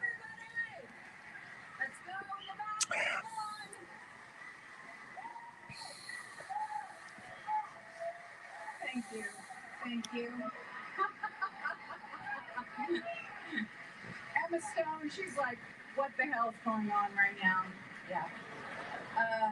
Wow, thank you. I'm going to be impossible for at least a week. I appreciate that. What a great night. What a beautiful night to be an artist. This is 2026. We're going straight to the top on this. I am here to present the Best Motion Picture, Musical, or Comedy. And the nominees in this category are... Blue Moon. One of the best Linklater films. Very good. Begonia. So fucking good. Marty Supreme. Excellent. No Other Choice. Come on. Oh, I would love that. Oh, I would fucking love No Other Choice. Nouvelle Vague is really good. Very surprised that it was in there. One battle after another. It's going to win. There's one battle after another's award. This is a tough category. Very deserving, but yeah. Wait. Kevin Hart. But man, what I would have given to see No Other Choice win. Because he was going to leave. And I said, can you stay? So, because I lost a minute ago. Me and Ava Victor, who is my hero. Yeah. Sorry, baby. If you have not seen it, see it. Yeah, see it. See it. I agree, Julia Roberts. If y'all have not seen Sorry Baby, see it. See it. And the winner is One Battle After Another. One battle after another.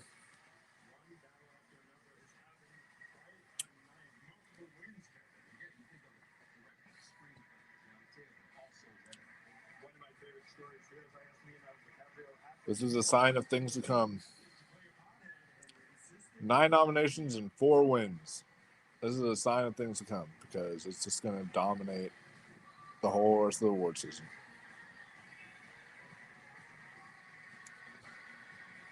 And that is Paul Thomas Anderson's Ryan Rudolph. He's kissing on the right side.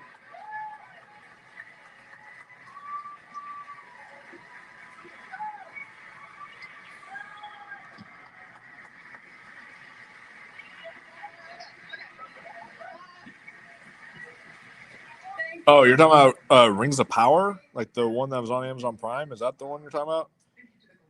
Because that is not a good show. I tried watching it. It's not a good show. I've watched season 2. I heard season 2 got much better, but season 1 was not good. I want to agree with Paul that this has been one of the most incredible filmmaking experiences once in a lifetime. This award is longer than any exam, school assembly, or lecture I've been to. Like, oh, by the time we finish, I'm gonna be older than Gandalf. All right, jeez. And they literally cut out an award because they're like, oh, it's gonna make it shorter, and it's still over 3 hours long. Ridiculous. It's the commercials. Cut out the commercials, and it would be shorter. I get it though; they want to make money. That's fine. And finally, I want to say thank you to Paul Anderson. it is a privilege and a pleasure to work with you. I love you.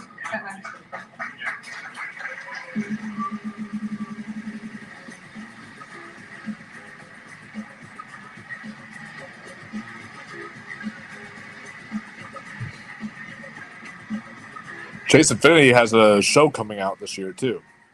I think it's in February or late January, something like that. But she has a show coming out soon.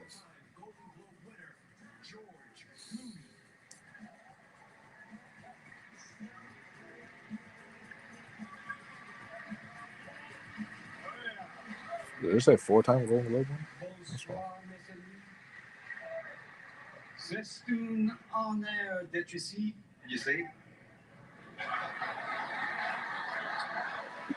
That is a show I did watch. I watched it with my mom because she read all the books and she loved them.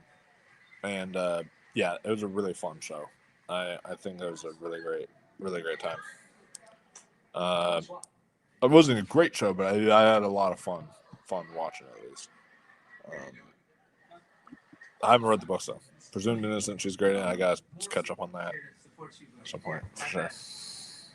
Hey, I saw Julia backstage. Yeah, she's here. Yeah, she just She's looking good. Everybody stood up. Yeah, they did. They need to stand up. No, sit down, Mike. It's not nice like that. I don't take your pity.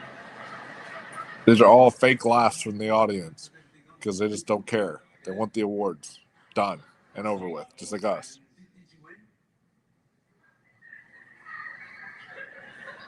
Did you win your winners here? Yeah, that came out after the awards were announced, but I still need to see Housemaid. I don't know. I don't know what her performance is like.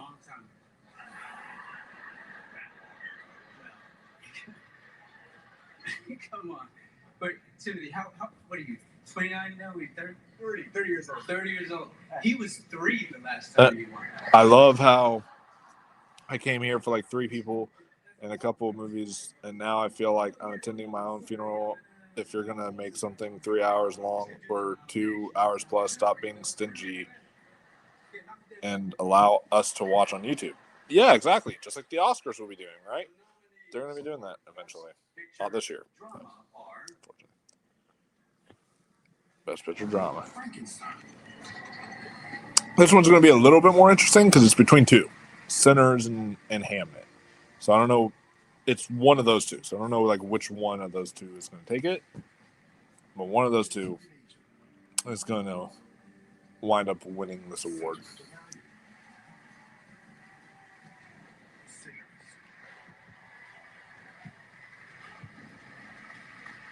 Man, Warner Bros. Is going to have a great night if Sinners takes this. The Golden Globe goes to, you want to help me out?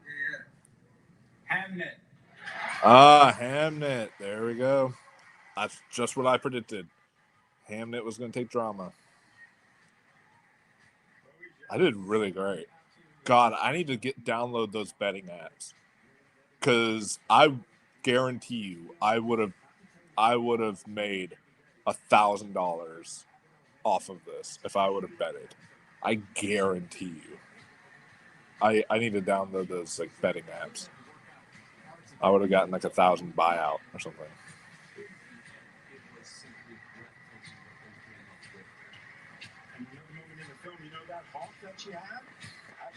I think I've only gotten one wrong, and that was the Tiana Taylor one.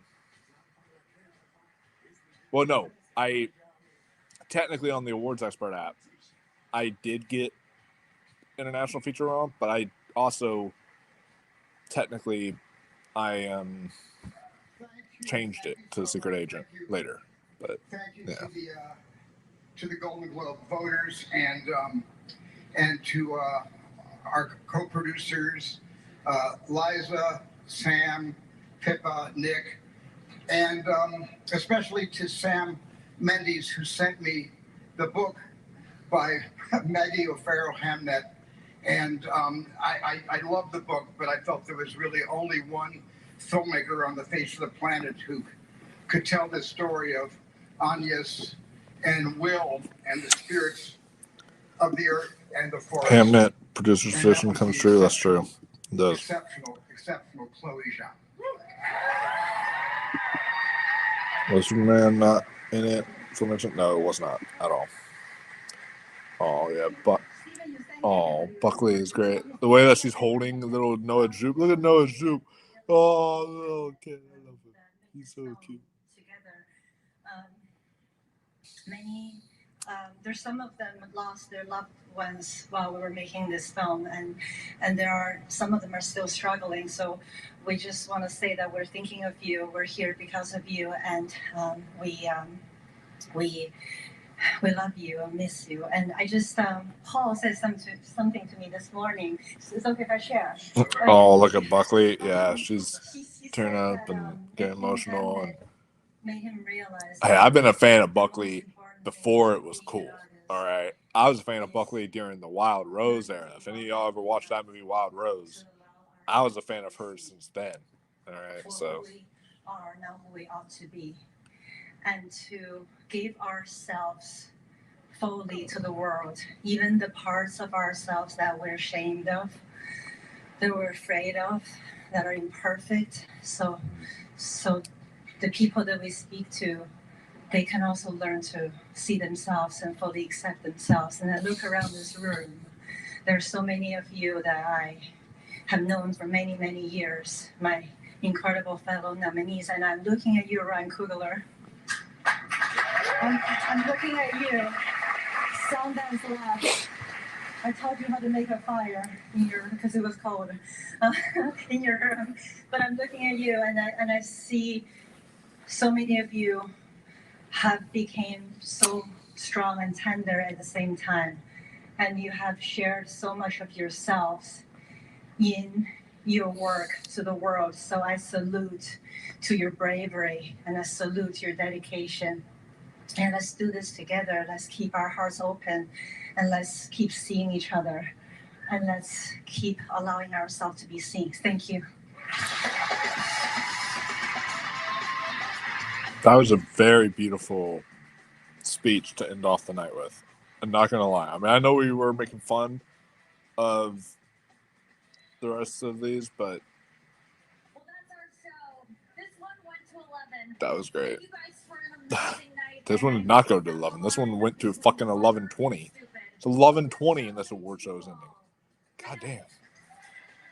She's like, it went to 11. I'm like, no, it didn't. It went to 11:19, 11:20. What's your watch saying? God damn. For them, it's probably not even 11 because they're on the fucking West Coast.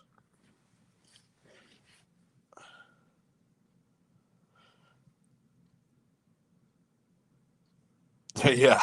Anytime there's an important award like this, I'm watching through you because at least I'll be able to enjoy myself while you chill and drink beer. Exactly. You know, there you go. Because I know that you're not, I think you're the one that said you're 17, right? So you're not technically legally allowed to drink yet, but you can enjoy it and pretend like you are through me watching this award show. And have a good time at me enjoying some of the wins and then me making fun of just some of the wins and me just being bored, like, you know, just say, okay. Favorite win of the night, Stellan Skarsgård, just because I love Cinema Value. I love seeing him take that award. Most surprising win of the night, Tiana Taylor. Definitely.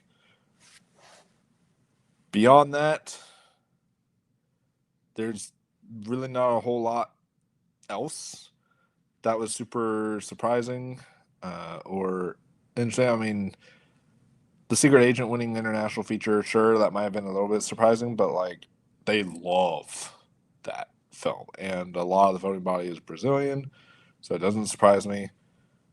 I think it solidifies its chances in picture, though. I think it solidifies that it is going to be a Best Picture nominee. So we will definitely see that in the nomination lineup come January 22nd.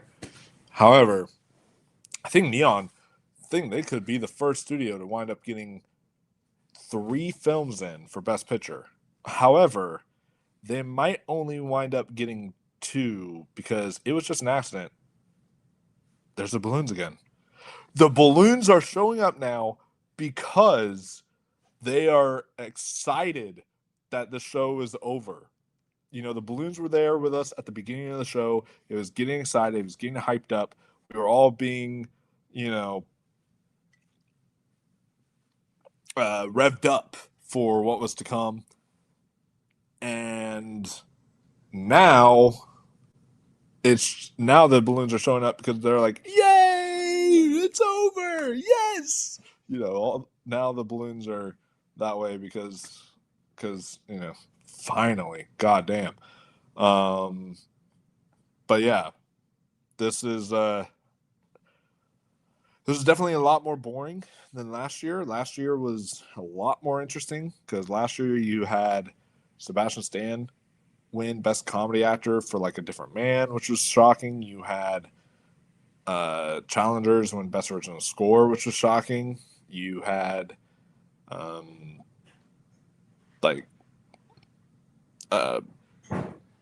Flow win Best Animated Feature, and they made all the right decisions, but they were the predictable, well, mostly the right decisions, but predictable decisions, so I don't know. I got sent a sign. I got sent a sign. It said, "Go to sleep. You need it." Even YouTube knows these are a lot, taking forever and doing the most. Exactly. Even YouTube is telling you, guys, y'all deserve it. Come on, get some sleep, get some rest, because y'all have been watching a 3.5 hour long award show. Yeah, he says exactly about the balloons thing. And all Rob Reiner tribute. Yeah, that was nice to pay tribute to Rob Reiner there at the end. I wish Golden Globes did have an in memoriam. I don't know why they never do. It's really weird.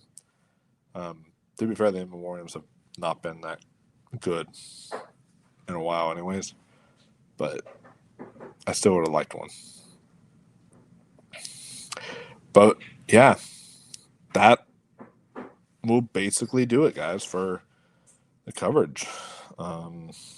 Yeah, I want to go back to the Chris Rock and Will Smith slap times. That actually at least was entertaining. But yeah, be sure to join us, guys, on I'm going to try setting up the after show if I can get another guest on for it and everything. If not, then I'll probably just do an extra video for you guys tomorrow discussing this and Critics' Choice, PGA, DGA, all these different award, the BAFTA long list, all these other nominations that have come out. So yeah, make sure you guys subscribe if y'all haven't already, because we cover awards on this show, on this channel. We cover awards consistently, so all the way from now up until when the Oscars are, we do movies, and then after the Oscars, we focus primarily on television, doing Emmys coverage up until whenever the Emmys air. So should be a really fun time. That way you can just spend a whole year each time doing it, because after the Emmys air, then you focus back up on movies, doing Oscar talk.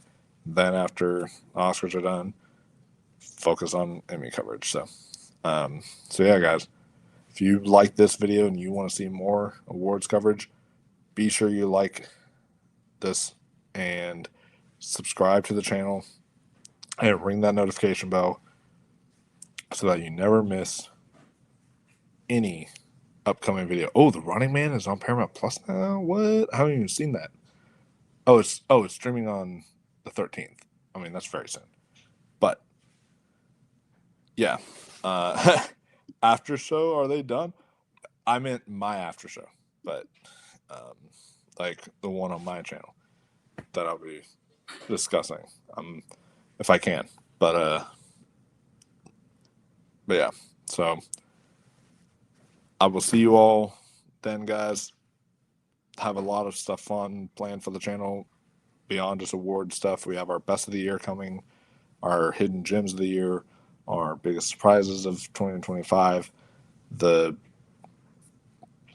We have like several 2025 end of the year type stuff coming your way, people. So be on the lookout for that and much, much more. I enjoyed doing this with you all. I'm drunk, but it was worth it. Hope you all have a great night. I will see you all in the next one. Until then, stay classy, my friends, and keep on watching those movies.